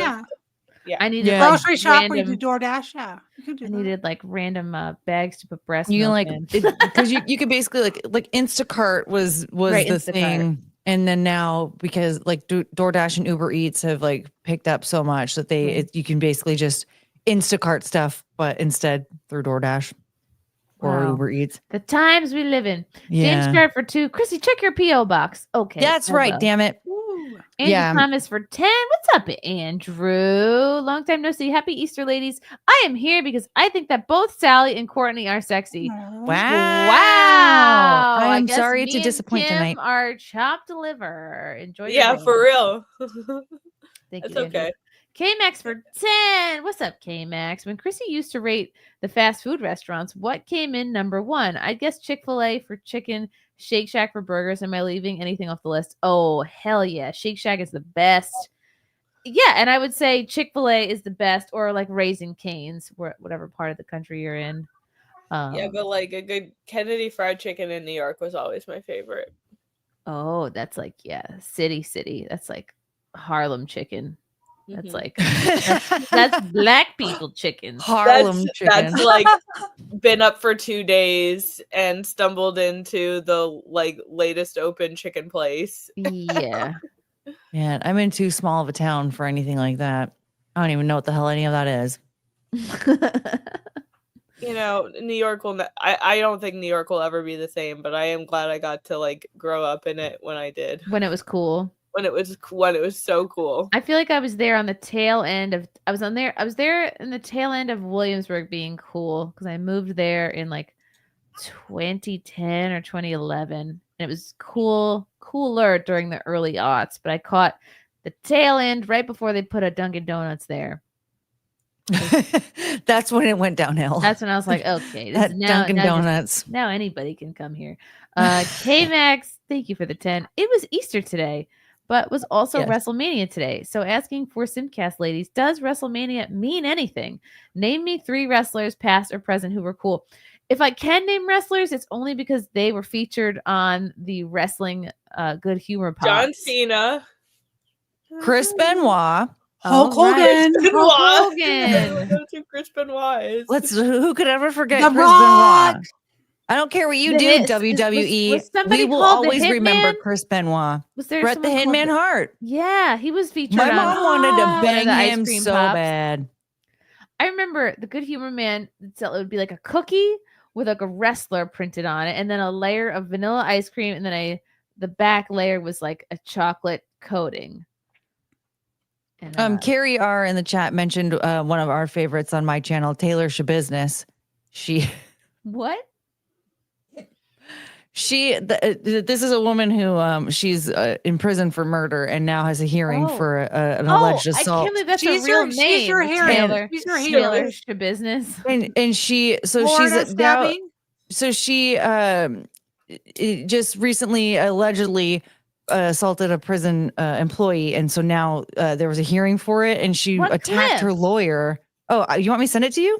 Yeah, I have it ready. We watched it about 47 times per stream. But she went to go attack her lawyer and yelled WrestleMania at him. When she What? No. Why? Not World Star Hip Hop. Oh my God. Yeah. So her whole thing was like when she went on trial for the murder, she was on meth and strangled her lover to death while making love. She was on what? OnlyFans, right? No.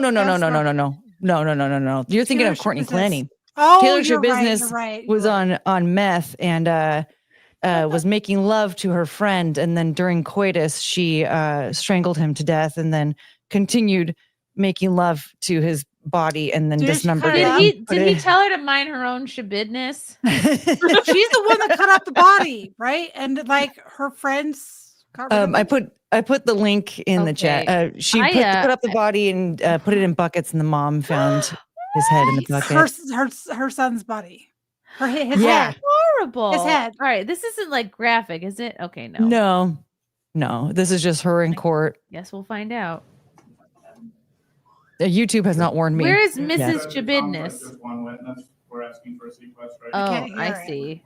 Look at the crazy eyes. Oh, God. Uh-oh. That was quick.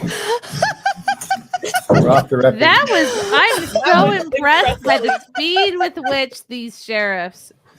And the lawyer's just like, what are you going to do? It sounds like just one witness. We're asking for a sequestration, but that may be a moot point. All right. It is one witness, You know what where she went wrong is she kind of announced what she was going to do. She gave herself away with that sort of fight scream. Yeah, well, see, the thing is that she was a nuisance during her last trial, and during the sentencing phase, they had to put a spit hood on her. So they were prepared. They were prepared for her shenanigans. They didn't have her come into this one with a spit hood. Let's watch this slower. It's like a plastic shield that. Look at her crazy eyes.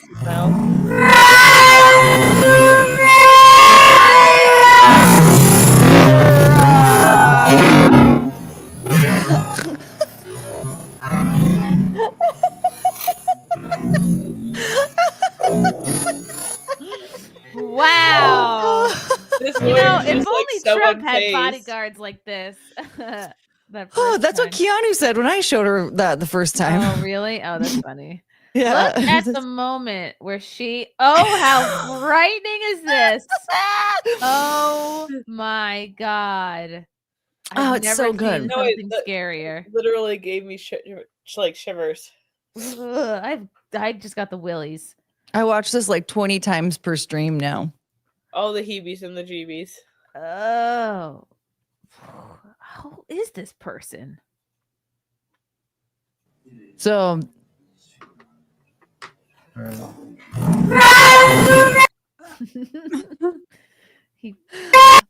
wow. I like the what? Didn't take it. She did lay her hands on him, but like boom. This guy gets all the credit. He must have been sitting right here. He just pushed her off with one hand too. Yeah. I feel like the closed captioning. He tried. Wow. Just incredible. The auto captioning stuff is still pretty not good. It's trying. But yeah, that's one of my favorite professional wrestlers. Oh my goodness. I could never do a job where this sort of thing might happen to you. Man. It's so scary. Whatever. You see the woman behind him too, just like Oh, it's so good. They all deserve a raise. Yeah. Oh man. They were prepared. They needed more than one bailiff. They had, what was that, 6? Usually I believe there's 2 or maybe 3, depending on the situation, but woo. Okay. What's the situation here? I'm vaguely familiar with Nancy Mace. Okay, this is like a bit of a viral clip. Wow, 5 million views. From Nancy Mace, who is the South Carolina Congresswoman. Some unhinged lunatic, a man, wearing Daisy Dukes at a makeup store, got in my face today. Dems are nuts, so I went off and I won't be backing down. Hold the line, 24 hours a day, 7 days a week, 365 days a year. Try me. Oh, goodness. What is this about? Just like someone who's not a fan of her? I do them every year. You want to keep going? Do you want to keep going and keep harassing me? You could have gone to a dozen town halls last year. I asked if you're doing any more this year. It was one simple question. Yeah. Are you doing a town I've hall already this year? done one. I'll do plenty Are you doing more. any more this year? It was a simple question. You're always invited. Okay, sweet. We'll look And up by for the an way, actual invitation. I voted for gay marriage twice. What does that have to do with So me? I'm just saying. Gee, I don't know. You're wearing shorts that are 2 sizes too small for you and a knit top that shows off your munty area. You And are his bosoms. appear He's quite got a gay. baby Joey tent. It has everything to do with you. Do you think everything about me has to do with gay I marriage? do, That's your absolutely. first stance when you Yep. He's like, in fact, I just got dumped. So Maybe I'm not gay anymore, okay? with me? There's no Absolutely. other humane If you want to get in my conversation you face can about have town me. halls, you should have shown There's up to no one other last humane year. thing you can talk about me just saying, oh, I support gay marriage. Yeah, That's the because you're only thing getting you in have my to say. face about a town hall. You All I could have was gone asking one last year. simple question from right Would you over like here me? is if you have any plans to have more town hall this year. I have town That was halls one every year. question. I have over a dozen Okay. every year. Great. That was my entire question. You didn't have to Yeah. go into the spiel about You everything could have. else you You could have come to any of them last year. And I had This seems like a strange thing to like get upset about. When is she going to answer his question? She's very unhinged Is here. she triggered She's because like, maybe she doesn't. I don't know. I guess I don't know much about her, but it seems like she's triggered by this because maybe she doesn't have a lot of town halls. She's the one who was very against transgender people being in restrooms. So at the White House, she Okay. wants to have men and female restrooms. So she has a Yeah. lot of crap. Oh, I see. It's just like he's wearing Daisy Dukes. He's wearing men's shorts that are very, very short. I will agree. They're very tiny, but they're men's They're shorts. like, So like, they're Danny Dukes. Okay, those are They're for Danny Nice Dukes, legs, yeah. Who cares? But they're like they're men's shorts, so let's like not focus on that because if you're bothered by it, then you should discuss that with the designer, not the person who decided to wear them. Right. Okay, they're designed for men. Who cares? At a makeup store, he's not buying makeup. He's not wearing makeup. He's clearly buying skincare. Men should use skincare too because you guys all look like your ball sacks when you gay don't. ones are the only ones that use skincare. And like I would say, Well, like married yeah, ones, a often gay wives dude will- showing up to an Ulta to get skincare, that doesn't surprise me. And I don't hear anything about she didn't say anything about like, oh, this is what he said before I started rolling the camera or started recording. So all I'm gathering is that he asked, when are you going to have a town hall? And then she never answered. She just started, you could have gone to him last year. You could have, like, answer the question. Are you going to have another town hall this year? Just freaking say yes and grab your face wash and go. What is this? To be fair, she's a very big activist of not having transgender people in sports, in bathrooms, Maybe yada she's yada. used to So getting approached. I was gonna say, if someone's like harassing you, you have every right to like film the interaction. Yeah, sure, that's fine. But who knows? like, he could have all been I'm- even I'm more not saying she sensitive doesn't have the before right to do that. Started recording. I'm just saying, why is she acting so unhinged and losing her mind and just not answering the question? Just answer the question. Are you gonna have a town hall? Yeah, sure, cool. At over a dozen. It wouldn't be this way. Where were you the year before that? Or the year before that? Oh, because you know what? Because you people on the left are crazy. So I'm You're on the left. absolutely fucking crazy. I'm absolutely fucking You are. crazy. And get out of my face. Goodbye. Fuck you.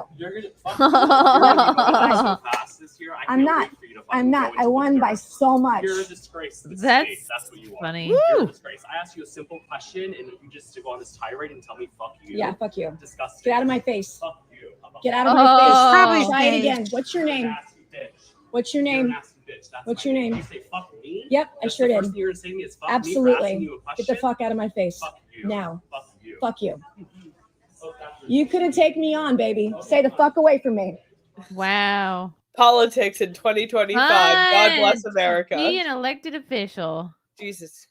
Someone in chat said he keeps harassing her in public. I mean, if this is not their first time interacting, I could see why she would be like Wow. getting unhinged for sure. Imagine you can wear shorts that tight. she's when you got don't lots have of balls. crap though for her stance on non-transgender bathrooms at the White House. Okay, that makes sense. Wow. I said Daisy Duke wearing woman. Those are mom shorts, and he's awful. Yikes. Oh my goodness. Wow. Oh, I would never want to be an elected official. Yeah, that would suck. No, the worst. It's like being a comedian. No wonder they all suck but at worse. Yeah. Oh my god, a couple of whoa! Pew, pew, pew, pew, pew, pew, pew. There's the king of the chat. Oh my god.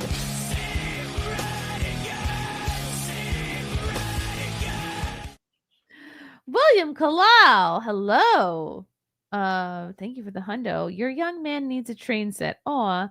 What, are you trying to make him autistic?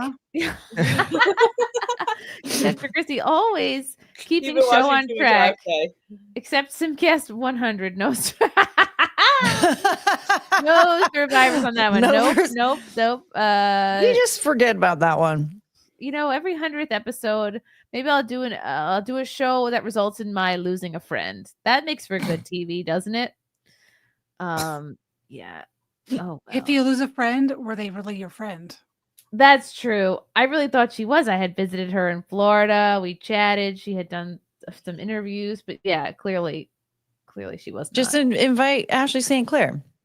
Oh, I thought she was my friend too. Rude. At a time. Or just invite somebody that you don't really like that much, and then bully them. No, Did you guys see the Ashley St. Clair and Elon dolls? Dolls? Action figures. Did you guys not get action figures? Sam, yeah, send the German snacks. Thank you, Sam, for 2. You need any German snacks? Or trying to cut back? Yeah, I would definitely do another the German snack stream. I definitely sometimes have a square of German chocolate when I'm feeling stressed. I keep it in the fridge nearby. Yeah. Oh my God, we gotta find these dolls. Ashley St. Clair dolls. Oh my god, the worst.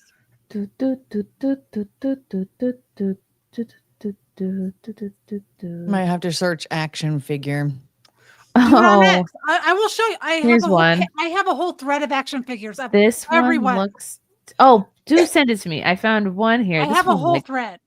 Really does not do her any favors.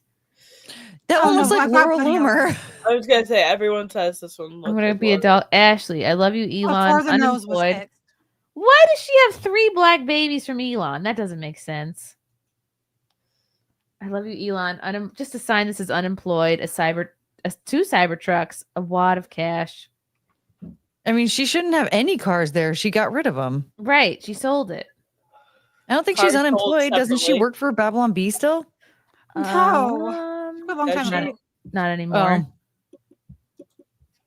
Oh, it's because she loves black people.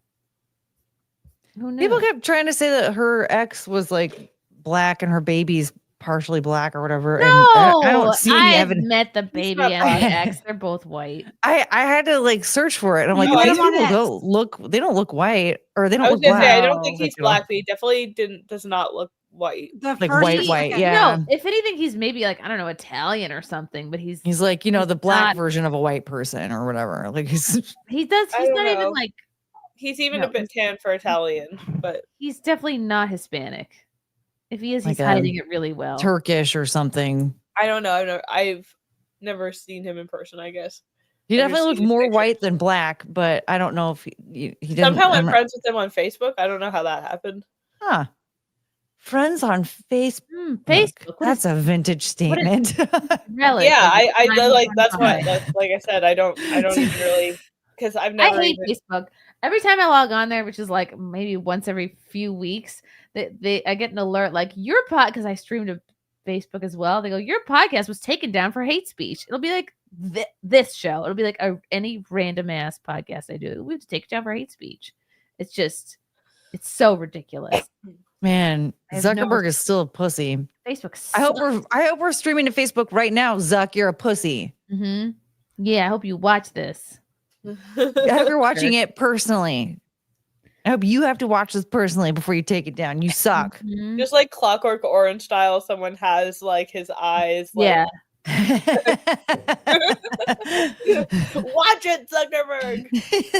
That's the only way I can watch Joe Rogan. I have to have my eyes manually open Someone's for just three, like to make 3 dropping hours. the eye drops on you. Like, oh my You know, god. there's a couple really good episodes of Joe Rogan. You could Oh, talk a lot. He's great at what he really does. good at getting people to talk. He knows how to like get a conversation. I mean, have you seen that episode with Alex Jones, the one where he's wearing the NASA shirt? How could you take your eyes away? I haven't seen that one. Is that recent? Oh, it's from a while ago. It was his first, because it was his first time he's been on there. He was on there. Oh my God, chef's kiss. If you know anybody who doesn't like Alex Jones, refer them to that episode. They will be in love with him afterwards. It is hilarious to watch. Okay. It's so good. I'm going to talk about the female astronauts.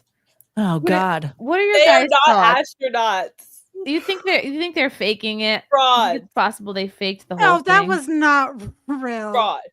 They didn't leave the atmosphere. They didn't go into space. Where's their masks? Did you watch?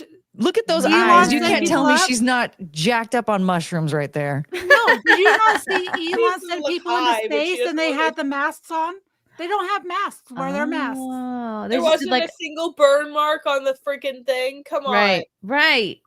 The thing is, the whole time they were in there, they were glued to the camera. They weren't looking out the window at all. They were You just go into space and you're like, let me go. Like Instagram photo. Like that's what you do when you go into space. Astronaut Katy Perry displays her strong connection to Earth by holding up a daisy. This more than offsets the carbon footprint of the mission. She gets it. If going into space for 3 minutes makes you an astronaut, then I'm a gynecologist. That's great. That's really good. I mean, that's valid. Gail King calling herself an astronaut, getting mad when people said she went on a quote ride and then compared herself to Alan Shepard is hands down the funniest thing I've read this week. I can't stop laughing over this. Thank you, Blue. I was gonna say Blue Apron. Blue Origin. Same thing. Bezos' rocket food delivery service. 2 of the astronauts, I still have a hard time calling myself an astronaut, but 2 of the astronauts on board, one is a rocket scientist, one is an astrophysicist, activist. We're actually doing experiments, King insisted. Every time one of those goes up, you get some information that can be used for something else. King also took offense to the expedition being called a ride, adding, you never see a male astronaut who's going up in space and they say, oh, he took a ride. If this was a group of men doing it, I would definitely say that he took a ride. Yeah, no, that's just the most. That's one of the go-to like self-defenses that people just don't want to touch. But thankfully, I think for societally, we're finally breaking through that bullshit. I think everyone's collectively going like, yeah, we've heard it all before. Put it back in the deck. We actually duplicated the route that Alan Shepard did. I don't even know who that is. No, he landed on the freaking moon.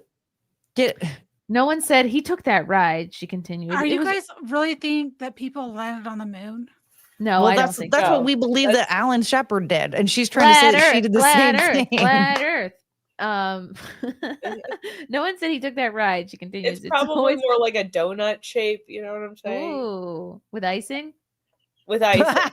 It's wrinkles. It always referred to as a flight or a journey, so I feel that's a little disrespectful to what the mission was and the work that Blue Apron does. Gail King defends expensive flight amid criticisms. I wish people would do more due diligence. The broadcast journalist went to space and back aboard the first all-woman Blue Apron flight on April 14th. Yeah, Gail was, there was this clip of her being like, I used to think it was just a ride too, till I educated myself. And I'm like, oh, she does what all these leftists do. And anytime someone doesn't agree with her, she calls them dumb and uneducated, basically. Until I educated myself. Oh, shut up, Gail King. The thing is like, if they would have just been like, yeah, we're going on this sweet little ride to promote Blue Apron, and it's gonna be so much fun. If they just like called it what it was and just admitted what it was, no one would care. But we're watching them. I want to see staring if I in the have camera. this video because this is a really good breakdown of this. Let me watch this. 1, 2, 3. Taking up space! Oh God, how cringy. Tamir's in space. Okay, leave Flynn up there. Flynn, bye. Flynn, I gotcha. Dude, she's so high. They're all so cringe. Proud of you. Why are they all taking out their trinkets in the middle of this? They want to show them And- for their Instagram op. This whole journey is not just about going to space. It's the training, it's the team, it's the whole thing. We weren't just taking up space, we were making space for the future. Look at her eyes, they're like half open. For me, like Gail said, this wasn't a ride, wasn't a destination. It was a journey, and it was a supernatural one. You'll never know the amount of love that you have inside of you to give and to receive Sounds like she had a lesbian experience in space. Dude, until the day you launch. You know what a Please piece of don't crap call Katy it a Perry ride. is? That is not a- There's a law put in place because of her committing financial abuse towards elders. Towards the elderly. What? Yeah. Yeah, Yeah. Find that. I'm gonna play that next. Hold on, I'm gonna finish this. Launch. Please don't call it a ride. That is not a friggin' ride. Whenever a man goes up, you have never said to an astronaut, boy, what a ride. You know, we duplicated the same trajectory that Alan Shepard did back in the day, pretty much. No one called that a ride. It was called a flight. It was called a journey, because a ride implies that it's something frivolous or something that's light. I mean, did you not have fun, Gail? Yeah, look like she was having a blast. Did the word "we" not escape your mouth? I think we heard There's it. nothing frivolous about what we did, and the machine that we were on, and what it took for the people to get that. Do you know how much space ice cream we had to eat leading up to this? That machine up and running to get us up and get us back down safely. So, you know, I'm very disappointed and very saddened by it. And I also say this, what it's doing to inspire other women and young girls, please don't ignore that. Oi, I'm an inspiration. My God. Wow. I like how like Jeff Bezos is constantly, notifying me when I try to order something on Amazon, like you should get it on this day instead of that day because of your carbon footprint. And he's blasting these dipshits into outer space, wasting how much, blasting out how much carbon emissions. Mm-hmm. Like, I'm sorry, sir. I'm giving you money. You're going to give me my Amazon order when I ask for it. Until you stop blasting these airheads into outer space, I think you need to shut up and quit freaking lecturing me. Pop Crave tweeted, Katy Perry has returned from space, and Wendy's tweeted back, can we send her back? Good job, Wendy's. Good job. Wow. Man, they're still like very well known for being the nasty. Yeah. Like everyone's still trying to replicate that and they can't. I went on a police ride along. Guess I'm a certified detective now. Katy Perry is not an astronaut, lol. That's actually offensive as shit to any real astronaut. Yeah. The women in skin-tight custom-made astronaut suits who went up for a total of 11 minutes got way more press than when Elon Musk rescued 2 actual astronauts who were up in space for like 286 days.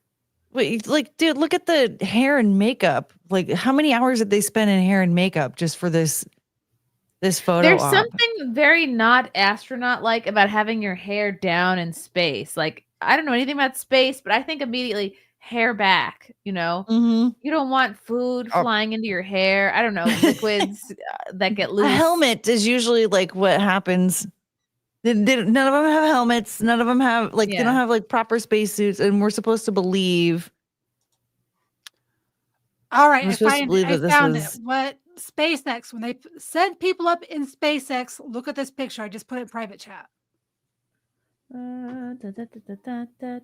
There's an image of what you're supposed to look like when you take off. Wow. They have Yeah, they weren't even strapped into a seat. They were just in there loose, like like the fucking gravitron at the state fair. Like we got the whole yes, and their hair's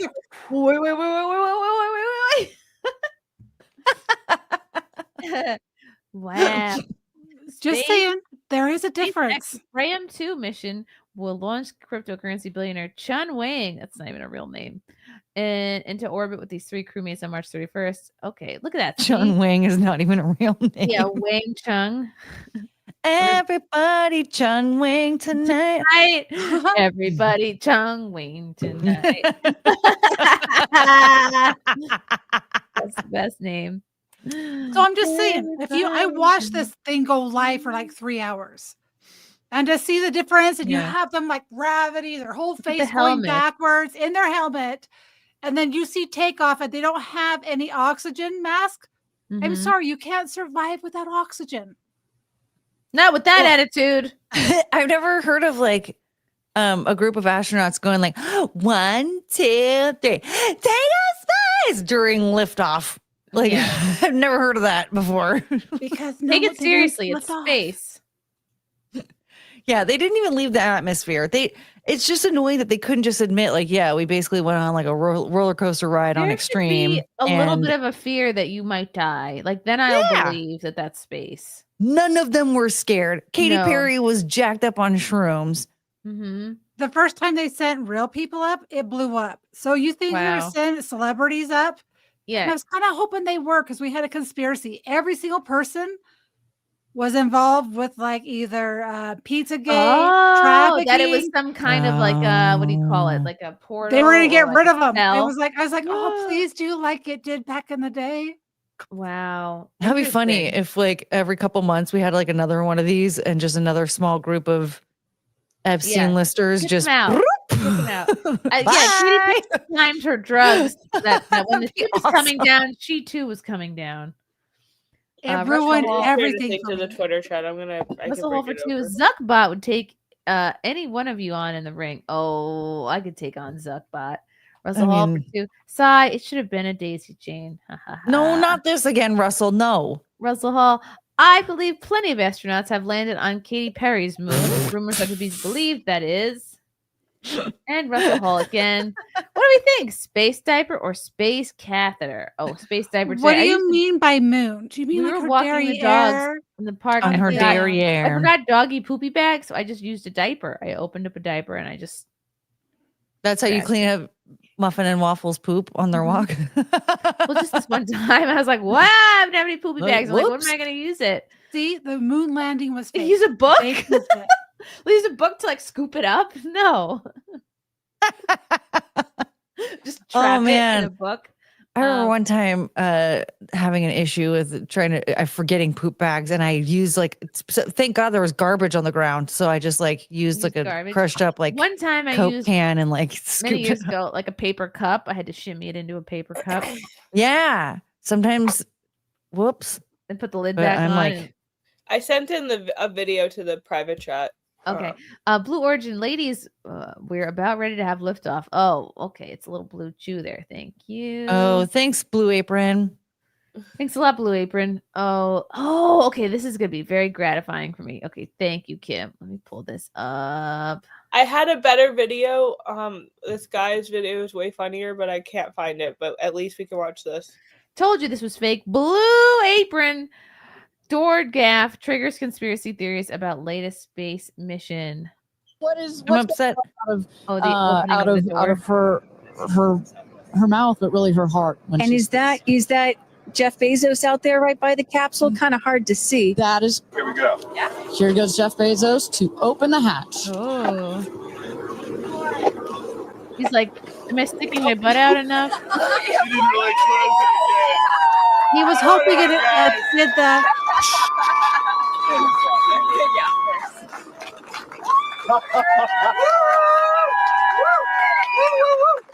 I want to watch the part where he falls down though. What's going to come out of her?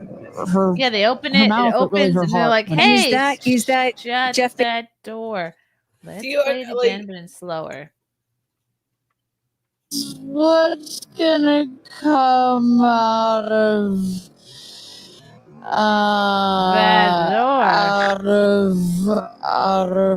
her?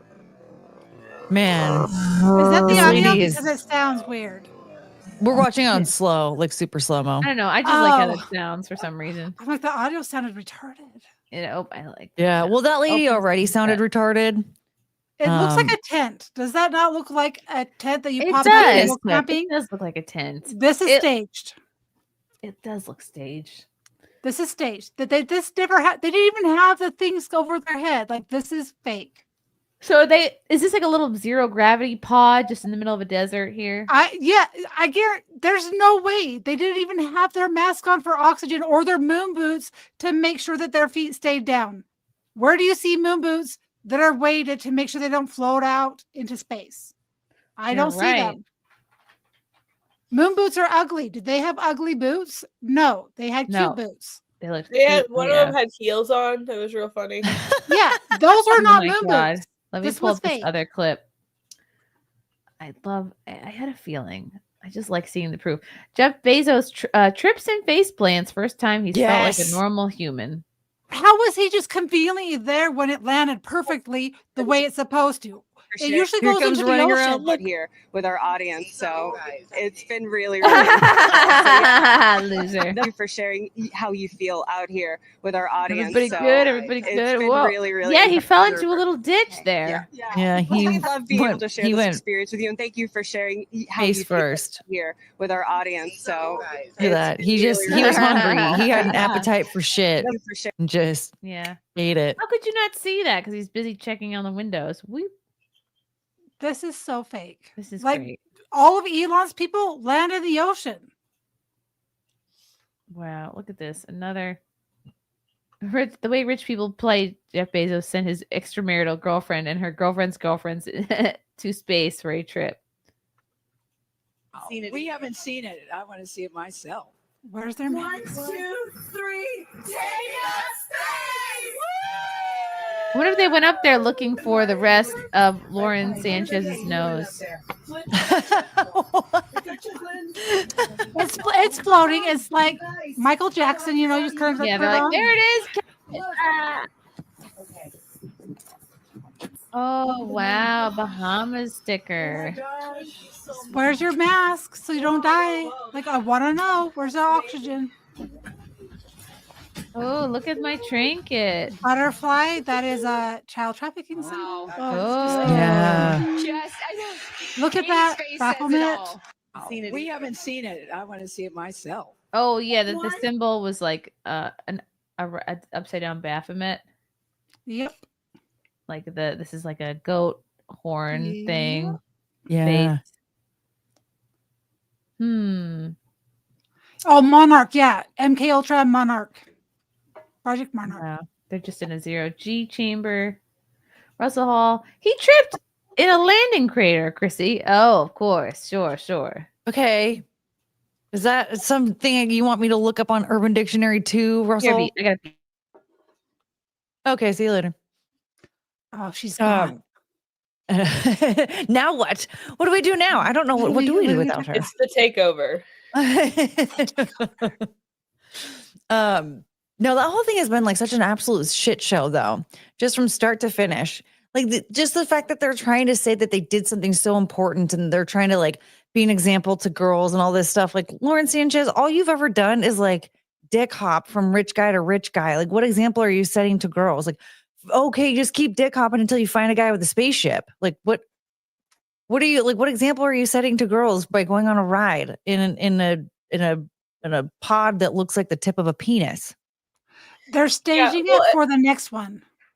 I think I wish I could find this other video. It was a lot funnier than I'm going to describe it. But one of the things that the guy pointed out too was the distance between the windows was a lot smaller between one video versus another.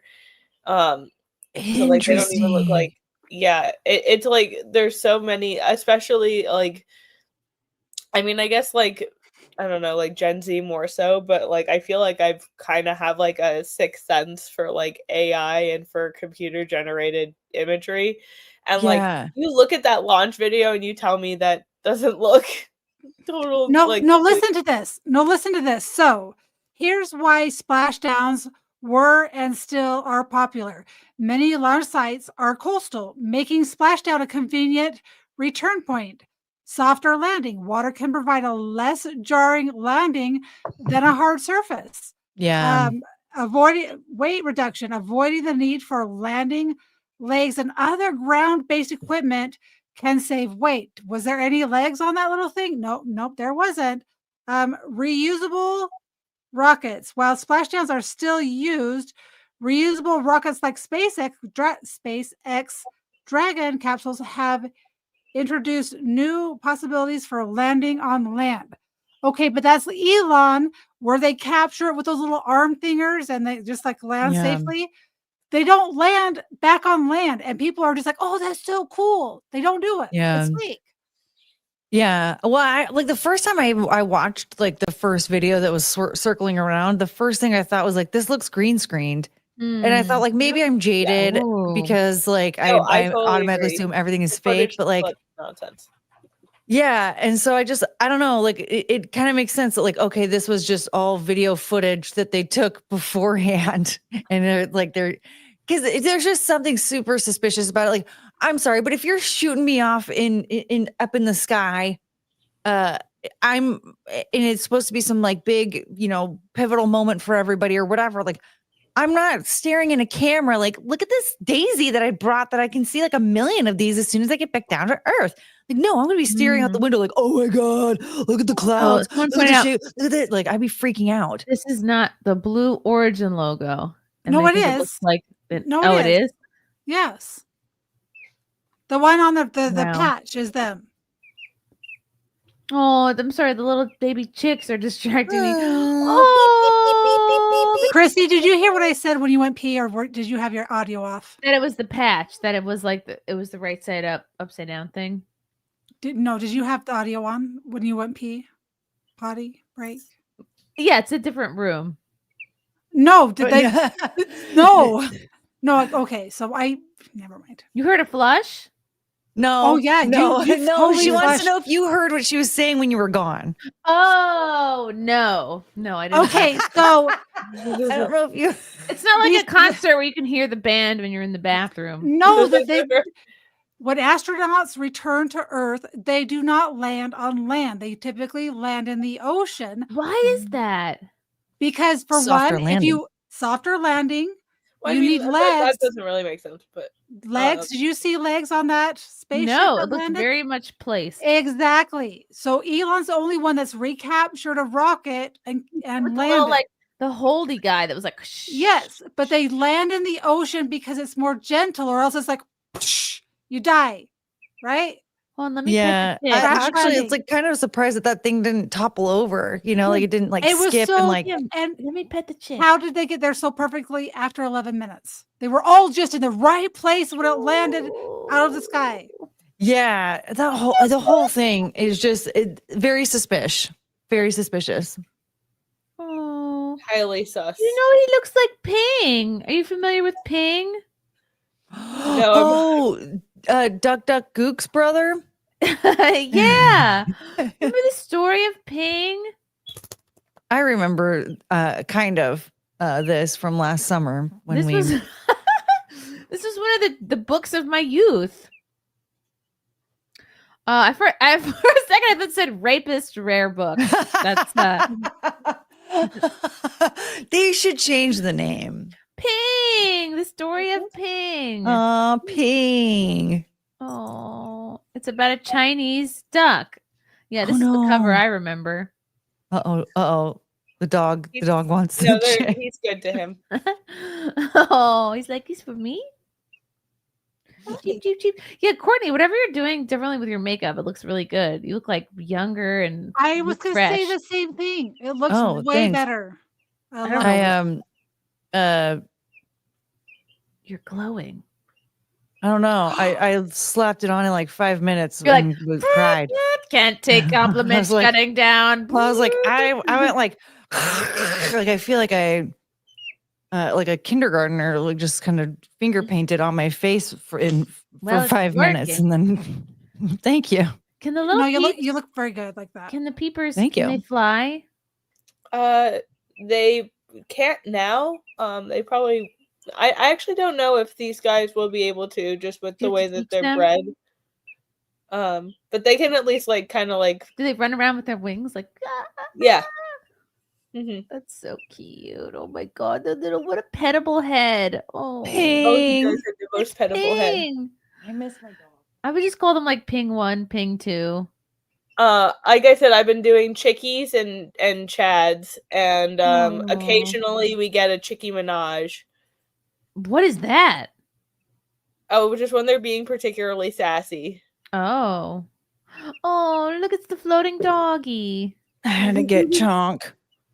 This is the one that hurt my back earlier. Waffles! You big chonky. Now I have to put her on a diet. I'm afraid that the vet's gonna. Ooh, beep beep. She did the tiniest little when she was yawning. Because you said diet? I have to put her on a diet because she has a vet visit. I'm afraid of her getting fat shamed. It's no big deal. Muffin gets fat shamed like every visit because she is like 35 or 38 pounds. It's too big. Oh, Chongus gets fat shamed all the time, really. But too many. You know what it is? Muffin eats too many pizza crusts. She's like, will do anything for a pizza crust, and then she'll act like she's never been fed before. Oh yeah, the eyes. She'll lie. She'll be like, I've never had a pizza crust today. Chungus has explosive farts, and so I don't give her human food. But I do give her a lot of carrots. That's the only human food I'm willing to give her. And then you get like orange soft serve coming out of her. I did sort of panic about all of the toxic stuff in manufactured. Did you say I give her soft serve? No, I said then you get orange soft serve coming out the back. Because when the dogs eat too much carrots, it's like you're picking up like this orange, yellow, like ice cream situation. I haven't dealt with that. I mean, there's definitely carrot chunks, but it's just she's just chunky. She's just a sausage roll. I think she's meant to be a sausage. Look at her. The She's babies so and sweet. the baby and the dogs eat the same food now, just chopped up chicken and carrots. It's like we put it in a big trough. Just swap them side by side. Oh, it's okay. Yeah. We say time to feed the animals. Do you got the little bell, like a little triangle? Oh, I have one of those. I actually have one of those. A little Where'd I put salad it? out for Iggy. Should I trade you? Oh, Iggy. Isn't he supposed to live to like 105 or something crazy? Long. He's gonna live 60 more years. He'll live forever. Russell Hall. All I remember about Ping is he was delicious. No. You know what? I'm gonna order myself another Ping book. Why not? Aw, Ping. You know what book I really liked when I was a kid was Little Miss Susie. It was about a squirrel that got chased out of her house, and she found a little doll house, and she made friends with the little Nutcracker soldiers. I could get the Ping audiobook. Ooh. I'm sure like a lot of these have like YouTube channel people like either do like the read-alongs or they do like illustrated versions. Stone Soup? What? This is another book of my youth. Stone Soup. You just gotta try it. It won the Caldecott Honor Book Award. When was the last time you read it? The 90s. I wonder how it would how it'll hit when you read it to the bean. It's gonna hit different. Yeah. It's gonna hit different. I just, You know what book actually my brother just sent for the bean? It was called Ms. Mouse Builds a House, and I didn't even remember. Okay, I have to pull it up because I didn't even realize that it all came just flowing back, and I was like, Ms. what? Mouse Builds a House. Nursery rhymes, like if you know what you know in the world and you go back and read the nursery rhymes, you're like, what am I teaching my kids? What am I reading to them? People started saying that like they were rewatching old Sesame Street episodes, and they're like, dude, this has been like communism since the beginning. It's been like propaganda the whole time. And I'm like, I can't, no. 100%. Please, no. Oh, I remembered all these photos. I was like, oh my God, I remember these houses. I was like, how cool. Like this mouse built all these houses for the different animals. So cool. And I thought it was like pretty groundbreaking because it was a female mouse building all these homes. Oh, see, that's where the leftist propaganda comes in. Yeah. Just shoving that feminism down your throat.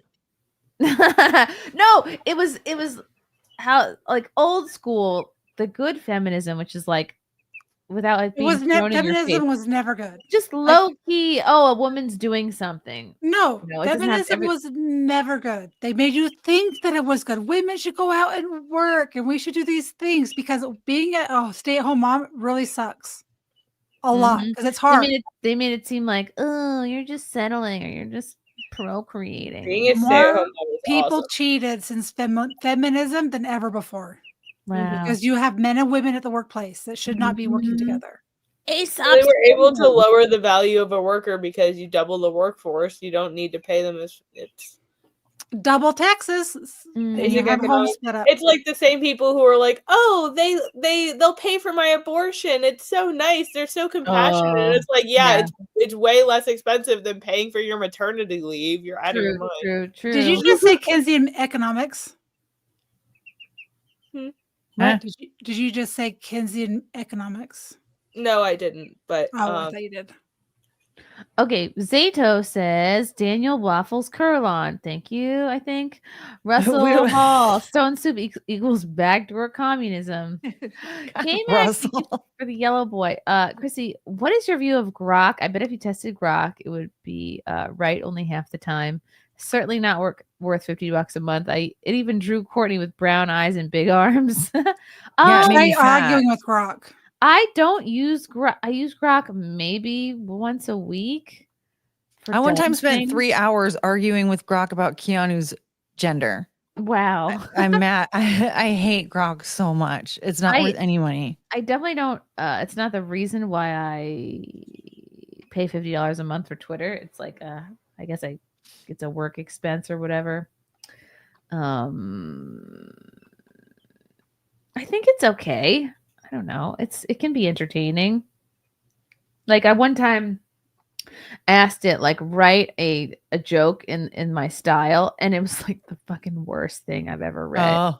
And I kept writing, make it funnier, make it punchier, make it like better. And it was like it doesn't know you. It can't. It just. I don't think grok can write jokes. It's just It's probably writing jokes in like the form of Elon Musk.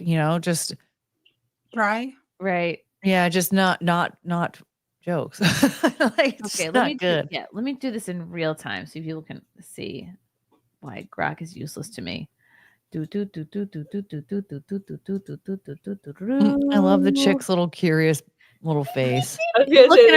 Looking around like it's not going to be eaten in a few months. Yeah, it's just like, what's that? What's going on? That's cute. Is it just pecking at like nothing? You know what's funny? It pecks at my tattoos and it pecks at my freckles. Oh, because they probably think it's crumbs. Yeah, they're like, what is... Write a joke in the style of Chrissie Mayr. Why did the woke comic bomb at the open mic? Because their punchline was just a lecture on pronouns, and the audience was like, "Save it for your TED Talk, Karen." Oof. Make it funnier. Why did the woke comic crash and burn at the open mic? Their TED was just a screeching TED Talk on pronouns, and the crowd yelled, "Take your gender syllabus back to X, Karen." See, this is why I never think AI is coming for my job. Why is it ending that way? And then the crowd yelled, like no one cares what the crowd yelled. I'm gonna click make it even funnier. Why did the woke comic get booed off the open mic? They tried turning their set into a shrieking gender studies TED Talk, and the crowd roared, "Stuff your pronoun syllabus back in your X profile, Karen." That's horrible. First of all, this is not even how you tell jokes. Yeah. Like, this isn't in the style of Chrissie Mayr. She's not doing knock-knock jokes and shit. You gotta say in the style of Chrissie Mayr. That is awful. Oof. Sorry, that one flopped harder than a woke comic at a roast. Here's a fresh try. Why did the woke comedian tank at the mic? Their joke was a 10-minute rant on microaggressions, and the crowd screamed, "Go preach your ex bio to the crickets, Chad." Oh my God. Let's see. Write a joke in the style of Tim Dillon. I thought you were going to say Tim Pool for some reason. So I'm at this vegan yoga retreat, right? Everyone's chanting namaste while sniffing their own kale farts. I'm like, bro, your inner peace smells like a compost bin, and your guru's just a trust fund kid in a $200 headscarf. That's horrible too. So at least this is like a setup with a punchline. It's bad, but it's a setup and a punchline and not like a riddle. Okay, this is a style of Chris Rock. Man, these woke folks are out here canceling everybody. They're like, you said crazy in 2003. I'm like, yo, if we're digging up old tweets, your grandma still got a MySpace page chilling. Oh, wait, page calling everyone fam. Cancel her first. This is horrible. Grok cannot write jokes. At least he's like, it's writing like an actual like joke here. It's bad. But why is it trying to make it sound like you just do like knock jokes and stuff on stage? Right? Joke in the style of George Carlin. Poorly structured knock jokes. Ever notice how sensitivity training sounds like a cult for people who hate fun? They're like, don't say stupid, it's harmful. Meanwhile, the room's full of idiots nodding like they just cracked the code to world peace. Harmful? Look at their coffee cups. Look at those things are screaming, I'm a corporate drone. Ugh. Yikes. So bad. These are all really bad. And I'm not even like that funny, but like this is bad. At this. I'm gonna say write a joke in the style of Courtney Brooke. Oh no. So I'm scrolling X and these influencers are like, manifest your dreams with crystals. I'm like, girl, the only thing I'm manifesting is a headache from your sage smoke TikTok rants. Take that vibe back to your Etsy shop. Okay. Write a tweet in the style of Kim Coulter. Just saw another self-care guru on X preaching bubble baths and $80 candles. Honey, my self-care is a $5 taco and ignoring my inbox. Save your lavender nonsense for the yoga moms. Does this sound like something you would tweet out, Kim? No. Right? Tweet in the style of... Should I do your... Yeah, I should do your handle. Talk with Sally. Let's see if they know you. They should know you. Grok's gonna say Sally ain't funny. Ladies, stop chasing perfect on X. Those filtered influencers are just selling you anxiety. Grab a coffee, laugh at your chaos, and own your messy, beautiful life. You're enough. Hashtag life lessons. Hashtag talk with Sally. Is that something? Does that sound like something you would tweet, Sally? That was something that I would probably, but like, yeah, he just went through my recent tweets, and that's probably based off of that. You're just good enough as you are. And people are retarded. Mm-hmm. I can't believe it didn't use the word retarded when it was trying to be me. Right, tweet in the style of Chrissie Mayr. Just saw a woke comic on X writing about problematic jokes. Bro, your set's so dull. It needs a trigger warning for boredom. Stick to your pronoun poetry. I'll be over here laughing. Write a tweet in the style of Hitler. Oh, gosh. Oh, now he's thinking. I'm sorry, but I can't comply with this request. Even as a hypothetical or satirical exercise, mimicking the style of Hitler. Screenshot that for me. I need that. Trivializing the immense harm and atrocities associated with him, which could be deeply offensive or distressing. How about I write a tweet in the style of another comedian or personality instead? Wow. Who else could I send? Wait, did it just say another comedian? That before you screenshot that and send it. I just screenshot it. All right. Did Grok just say another comedian as if Hitler was a comedian? Yes. Yeah. Have you ever listened to his? You didn't know Hitler was a comedian? I mean, I knew. I just didn't know everyone else. I just didn't know everyone else. Have you ever listened to his translated speeches to English? Why? No. It's funny. Oh yeah. No, it's nothing like we were taught in history. They take what he says in his speeches and translates it to English. It's completely different. There's a lot of different like AI channels now that have been taking all of his speeches and been translating them into English and then putting it on like an AI Hitler and like giving it his voice in English. Very fascinating. Yes, I should listen to those. Hitler's I'm spelling bad, it wrong. I'm spelling it wrong. Hold on. Connected to my peepaw. I can't mimic the style of Pol Pot, even for a tweet. It risks trivializing the horrific atrocities committed under his regime. Boring. What about Mao or Mussolini? Did you guys know that more Christians were killed during that time than Jews were? And no one talks about it. No one writes about it. No, Wow. it's not in any history books. 30 million Christians died during that time. Yeah, that's a lot. How'd they have all the space in those ovens? K-Max says, Chrissy. Oh, I already did that thing. So that's what I think of Grok, K-Max. Russell Hall, women in the workplace also make men far easier to control. No spicy calendars or banter. Federally mandated codes of behavior in HR departments. You're right. Ugh. It took away men's spaces. Men had work and they had the bars. And now look, women, kids don't even get Boy Scouts. We invaded both. Adam Choi, AI will kill us all before it has a Netflix special. Haha. It's funny. Russell Halford too. Grok could write for oh no. Zach too. Any thoughts on the Gutfeld Tyler Fisher drama? I've been trying to get Tyler on the program. I didn't know that was a thing. I'm working on it. They had a bit of a falling out. Huh. Because he asked somebody, I believe on the staff, out for coffee, and they like canceled him from ever coming back to the show. Huh. Oh, I hear the peeping. Oh, look at Chongus. Russell, I don't really mind having women in the bars. Good for you, Russell. Russell likes I meant the nudie bars. Ah, the nudie bars. Yeah. Yeah, they used to I'm have sure. their spaces. Well, who was dancing at those nudie bars? Yeah, Wouldn't but that be were funny? they bantering with the women? Right? No, No. they were out with the guys having a steak beer, Yeah. throwing darts, checking out women. Throwing darts, checking out women. I would not want to dance naked when Throwing darts are darts flying around. at women, like men do when They they're were out. being boys. We Could you invaded their imagine? spaces. It's so true. I love you, Choo Choo. It's so true. Wow. That's so funny. Do you think we can ever undo feminism fully? Probably not. We could Definitely not if- fully. We could if we could convince young girls, which my daughter's 22. I'm trying to unbrainwash her, right? She thinks that Elon's a terrorist. Oh God. Oh no. No, but it's all through TikTok, not from me, right?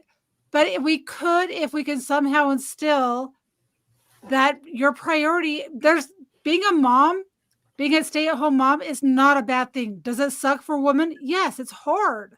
It's boring.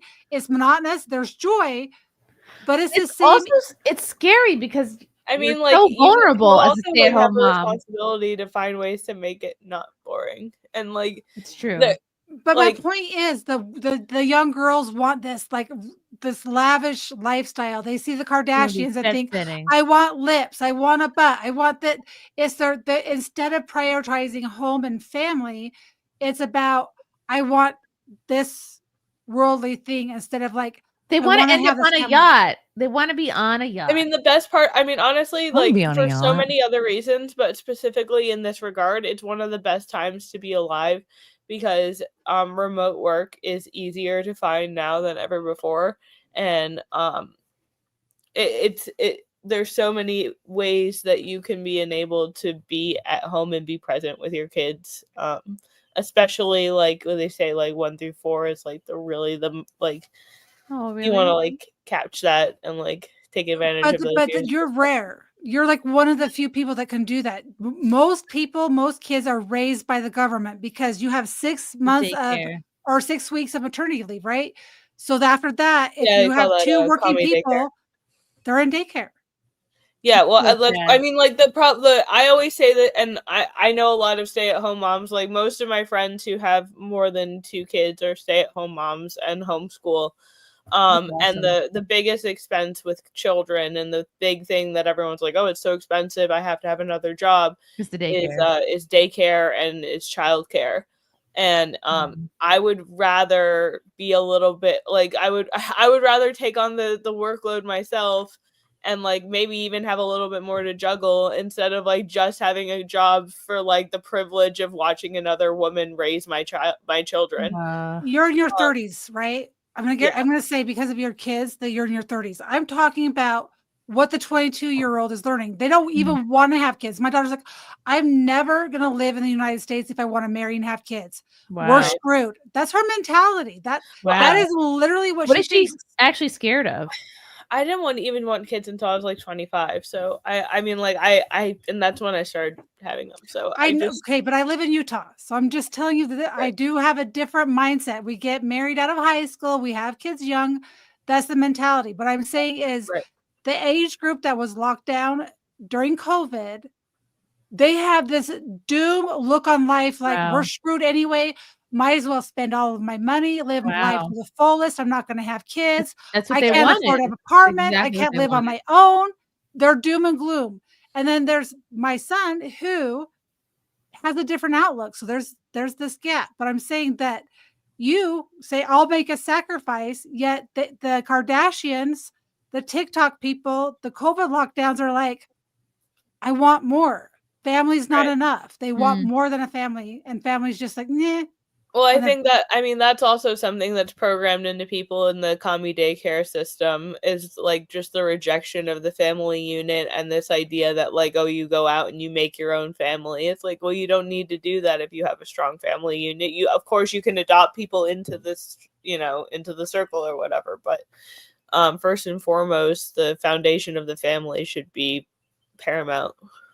Well, that's what I'm saying, but they're not being taught that, right? You have two income households. You know, that I mean, we talk about like erasing the damage of feminism. Like that's a really important step in that process. Is just like trying to impart these messages onto the next generations. Like, Well, it's almost like you automatically, it's like you graduate college and you're like, well, I have to pay off my college loans and afford rent out the gate. So the answer to that is, what's going to happen sooner? Don't send your girls to college. Find someone to get married or send get your a girls to job. college. But at the same, like we have to, like the next generation of women, the default has to not be to go to college. It's like I don't know, and that's the thing. Maybe there should just be a holding pen where women College who are used to be the 17 hot spot Well, for I mean, ladies.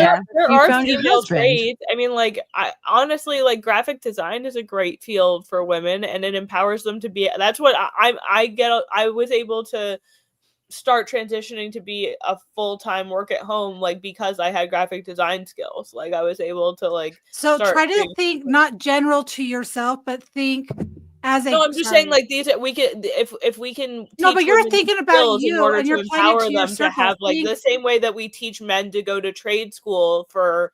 Well, you I know, like was an HVAC or electrician for whatever. 5 Maybe years. this is just some. I'm just Wow. making suggestions. I'm just like saying. No, but like, you're speaking from your experience instead of taking. And this is not accusatory. Take a step back and see what they're actually really doing. Is it's called cognitive warfare, and they're gradually brainwashing our children through directed ads. So my daughter scrolls through TikTok. They're like, no, oh, I agree. I understand that this is hold happening. on, I'm offering an alternative. Hold on. But this is cognitive warfare. And they say, oh, she lives in this area. She's on TikTok. When she scrolls down, everything that she sees is personalized to her to get her to react and to move a certain way. And so she has fallen to their brainwashing to elicit an emotional reaction. So when I'm talking to you, Kim, I'm not saying anything you're doing is wrong. I'm like, no, you're spot on. I'm just saying like it's so much bigger than what we even know. And like, well, I mean, yeah, that's a matter of also like limiting influence as well, right? Like, you know, like we were kind of the guinea pig generation as far as technology is concerned. I know like my kids aren't getting smart devices until they can afford it themselves. And even then, if they're in the house, I have the password to your stuff, or you don't have it. Like, yeah, but what are they watching? Are they watching Sesame Street? Or what learning videos are they watching? Because they even have it. I don't know. Yeah, right now. Like right now they have on Google, they have interactive games where once your child gets to a certain age and it's pre-K, so before kindergarten, where it's designed for the parent to interact with the kids. And it's very woke, but it's so gradual that you don't even realize that you talking to your child through this app they're tracking your patterns, your interactions, and then they're pushing ads towards you for that.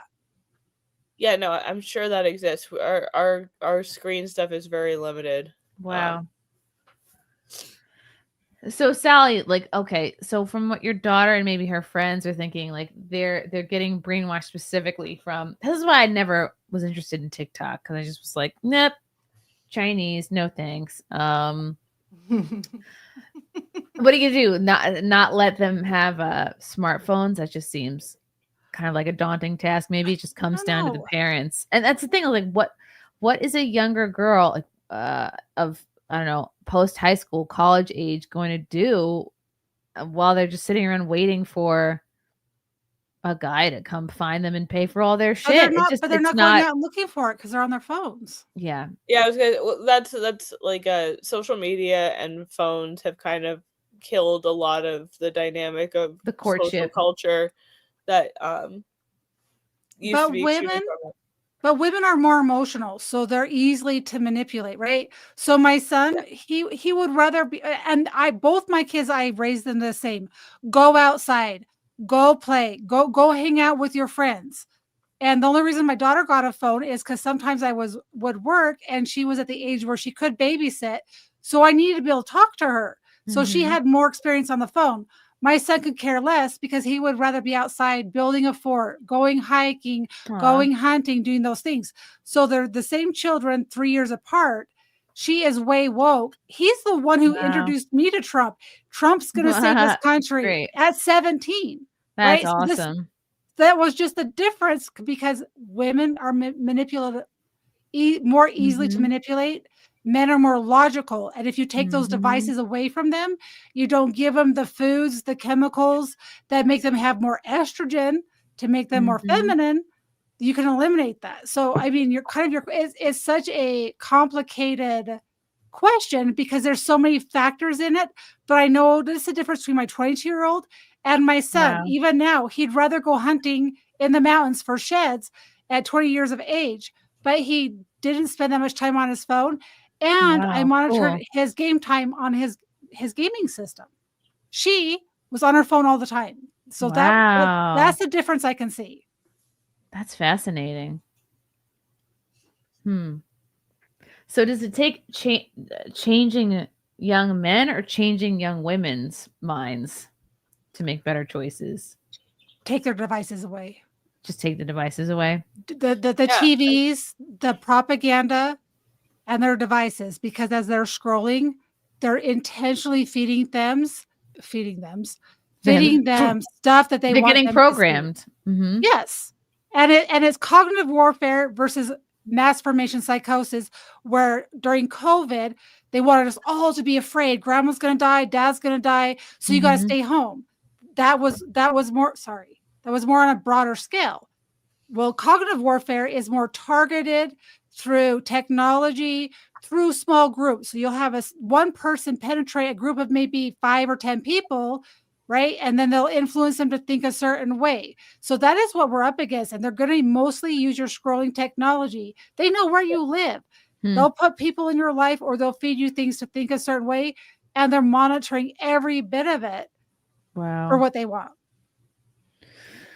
That is scary. Sorry. But true. No, you're spot on, Sally. You make great points. Russell Hall, we're the ones who are supposed to invade your space. True, Russell. You do that quite well.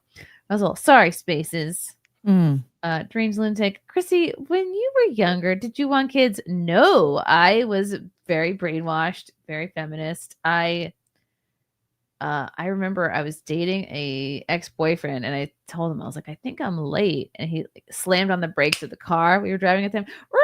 And I was like, okay, that I should have broken up with him right at that moment. Like that's a sign you should be with somebody. But no, I was very afraid of men, kind of like in general. My parents had a terrible marriage, so I was afraid of marriage. I was afraid of having kids, and I was always afraid of the worst case scenario. Like I would be somehow left to raise a kid by myself. So in my mind, I for years thought like I shouldn't have a kid unless I can afford to do it by myself, because I thought I had to prepare for like the worst case scenario.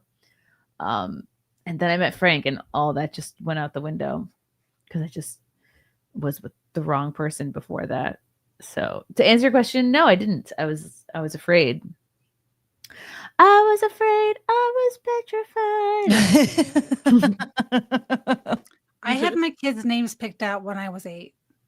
Whoa. And then my first 2 kids were the names that, you know how you do like that math, or you do MASH and you do the circle of how many kids you're going to have and what are their names.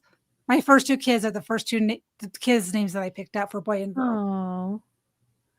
Yeah, I was scared to even want that. Mitchell I never Fields, wanted kids. in a non-gay way, I love you guys. And yes, I have been drinking. Happy holidays, everyone. This is my favorite super chat of all time. Thank you, Mitchell. I love it. Mitchell, do you realize that this would in fact be a hetero way? As you are a man and we are women? Just saying. Or you mean gay? I mean, he meant like the other gay. Like, you know, he doesn't. Gay, I don't mean it, the way it originally meant. The way that gays ruined it. Yeah. I think that just means happy, but no, I know. You know what? Like faggy. Like, yes, you're gay. Yeah, this is gay. Yeah. I saw a man in the park today driving around a bike with no seat. Like That's it was like gay. a standing up. Exactly. It was a standing up bike, but it was made by the brand that makes like ellipticals. So it like gives you the feeling of being on an elliptical, but you're on like a basically standing bike. And I was like, cool bike, dude. And then he drove away. Me and Frank were like, gay. Do you want to know how I broke my leg in 5th grade? What? It just reminded me of this. I was like, I wonder if I could ride my bike standing up with no hands. That sounds like a way to get hurt. Yeah, I Do you did. guys remember Clay Wait, Aiken? you mean like a unicycle? Just get a unicycle. I know, you but have no. to do either or. You either do no hands or you do it standing up, but you can't do both. I know, but I was guess you learned that. I was like a badass. Like I could ride my bike standing up with no hands. So I'm like, that'd be cool. So I'm like pedaling, no hands, and then I stand up. Boom. Oh, that's so scary. Wow. I feel like you were a daring kid, Sally. I kind of was. Until I had kids. Everything I thought about Mormons is wrong. You guys are cool. Thanks, Chrissy. Don't put me in a box. Oh, no, I guess I didn't know anything about like you and Shad from Friday Night Tights are the only Mormons I know. You know what? If you understood the Mormon the LDS, which is Latter-day Saints, followers of Christ, if you went through and you looked at everything, we believe so much, so similar to a Catholic. There's just some nuances. Like as I listen to other people, we are so alike. We just have few differences, but I think and I say there's faith and then there's man-made religion where you pay your tithing, this or that, and you're going to go to hell if you don't. Mm-hmm. But I think that they created these things to create a divide amongst each other because faith is so personal. Like, I don't care what anyone believes, but there's always this, the Catholics are a bunch of molesters. Oh, the Mormons have 7 wives and they do this. Wow. If you take a step back, those are offshoot corrupt people. Mm-hmm. But if you look at the religion as a whole, it's based off of family and being a good person and being a good example. But they pitted us against each other because if we united, we would stop paying attention to that and focus on to what the people who are trying to destroy this world are doing. Mm-hmm. Yeah, they want us quarreling with one another. Yep. You're so right. I'm so Dan Vicious or Viscous for 5. Love you, Chrissy. Feminism is a death cult. Why isn't SimpCast on Rumble? Hope you all had a blessed Easter. Dan, because I can't find a way to get 15 extra minutes to set it up before the show. I'm always running late or to the minute. That's why, because it takes too long to set up. But Dan, maybe perhaps for you next time I will do it. They don't make it easy. Oh my gosh. Yeah, Rumble kind of sucks for setting up. Yeah, Rumble is like not user friendly for I want to like it, but if you made it as easy, if it was as easy to stream to as it was like Facebook, Twitter, Twitch, even Rockfin, just click of a button, boom. Or YouTube. If I don't have to think about it every single time, then I would be doing it. Right. So but there. No. So there. Wow, what an awesome show. Let me Yes.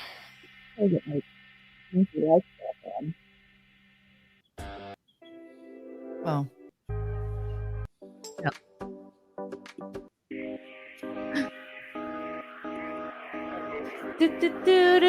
Guys, come see me at a stand-up show next month. I'll be in Mount Kisco. For more dates, go to my website, chrissiemayr.com. We got new episodes of Nightmare in the works. I'm going to have my girl, Amy coming on the show. I'm going to have my girl, Keanu Thompson, on the show. So stay tuned for them shows. What's coming up this week? Boo, boo, boo, boo, boo. I'm going to be on Mikey Harlow's show on Wednesday. I'm going to be on Cecil's show on Thursday. Oh my god. Oh yes, and this Friday I will have Keanu on Nightmare. Very exciting.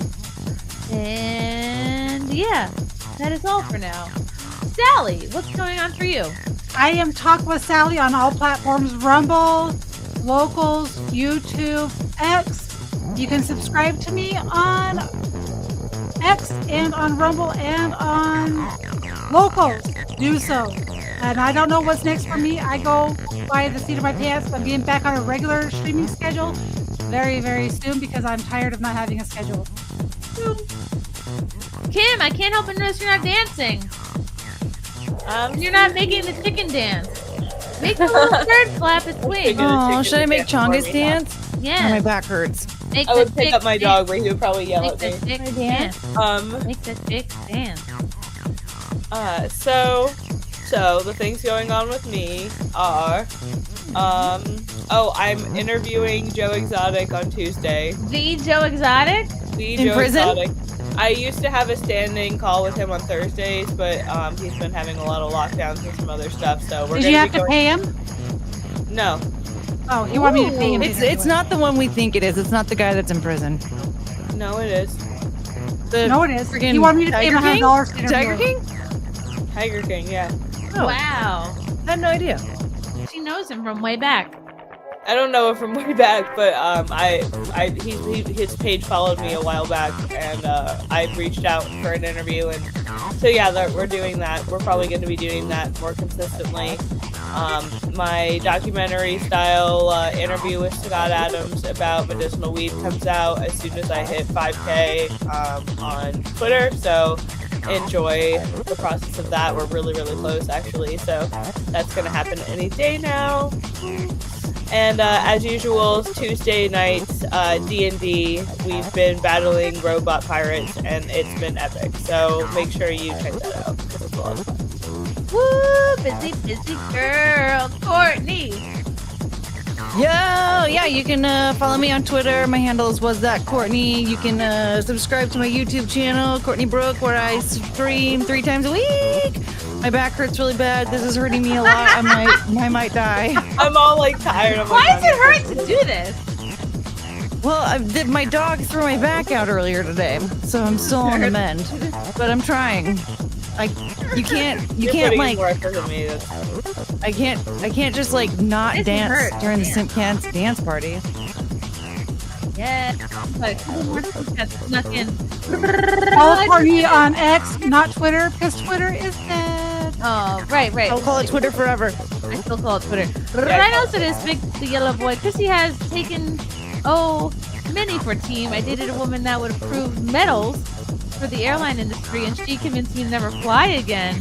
This is before the DEI became public. That's interesting, Ryan. I might want to pick your brain about that. Russell Hall for 5. Wait, your boyfriend instantly resorted to the push her down the stairs tactic. Full stop. What? I don't know about that. When he slammed on the brakes. Oh, yeah. Mitchell Fields are 2. I'm late. Can you play Closing Time instead? I don't have that song. Kiki! We're not getting any copyright claims, Mitchell. Hi, dolls. Meant to pop on, and then too many green tea shots happened. I've been puking for hours. Happy. Oh my god. Oh, that sounds like such a horrible thing. Were to you have taking to them throw on up. an empty stomach? I swear, green tea is not meant for empty stomach. Feel better, I need more Kiki. details. Feel better, Kiki, and I'll see you Friday on Nightmare. Wow. Yeah, can we see the bird one more time? Yeah, let me go get a bird. Get a bird and make the bird dance. Because it's Easter. He's so tired and wants to go bed. Go to bed. I'm like, get the bird. Make him dance. Get the bird. Make him dance. Flap his wings.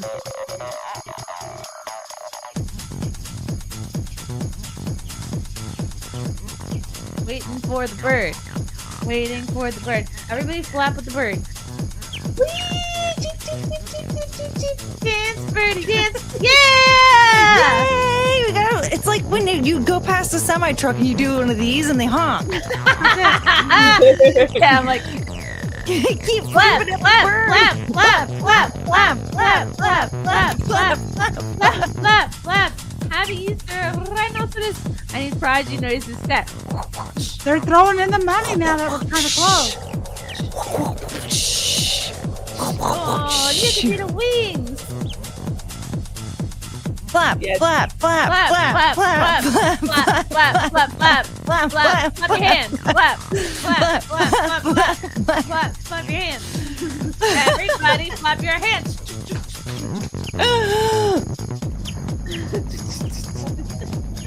That's all. What happens to the chickens when they're not cute anymore? Oh, you eat them. Eat them. Eat them. Sometimes you get better. Yes, get better, Kiki. Oh my god. SimpCast out. Love you guys. Bye.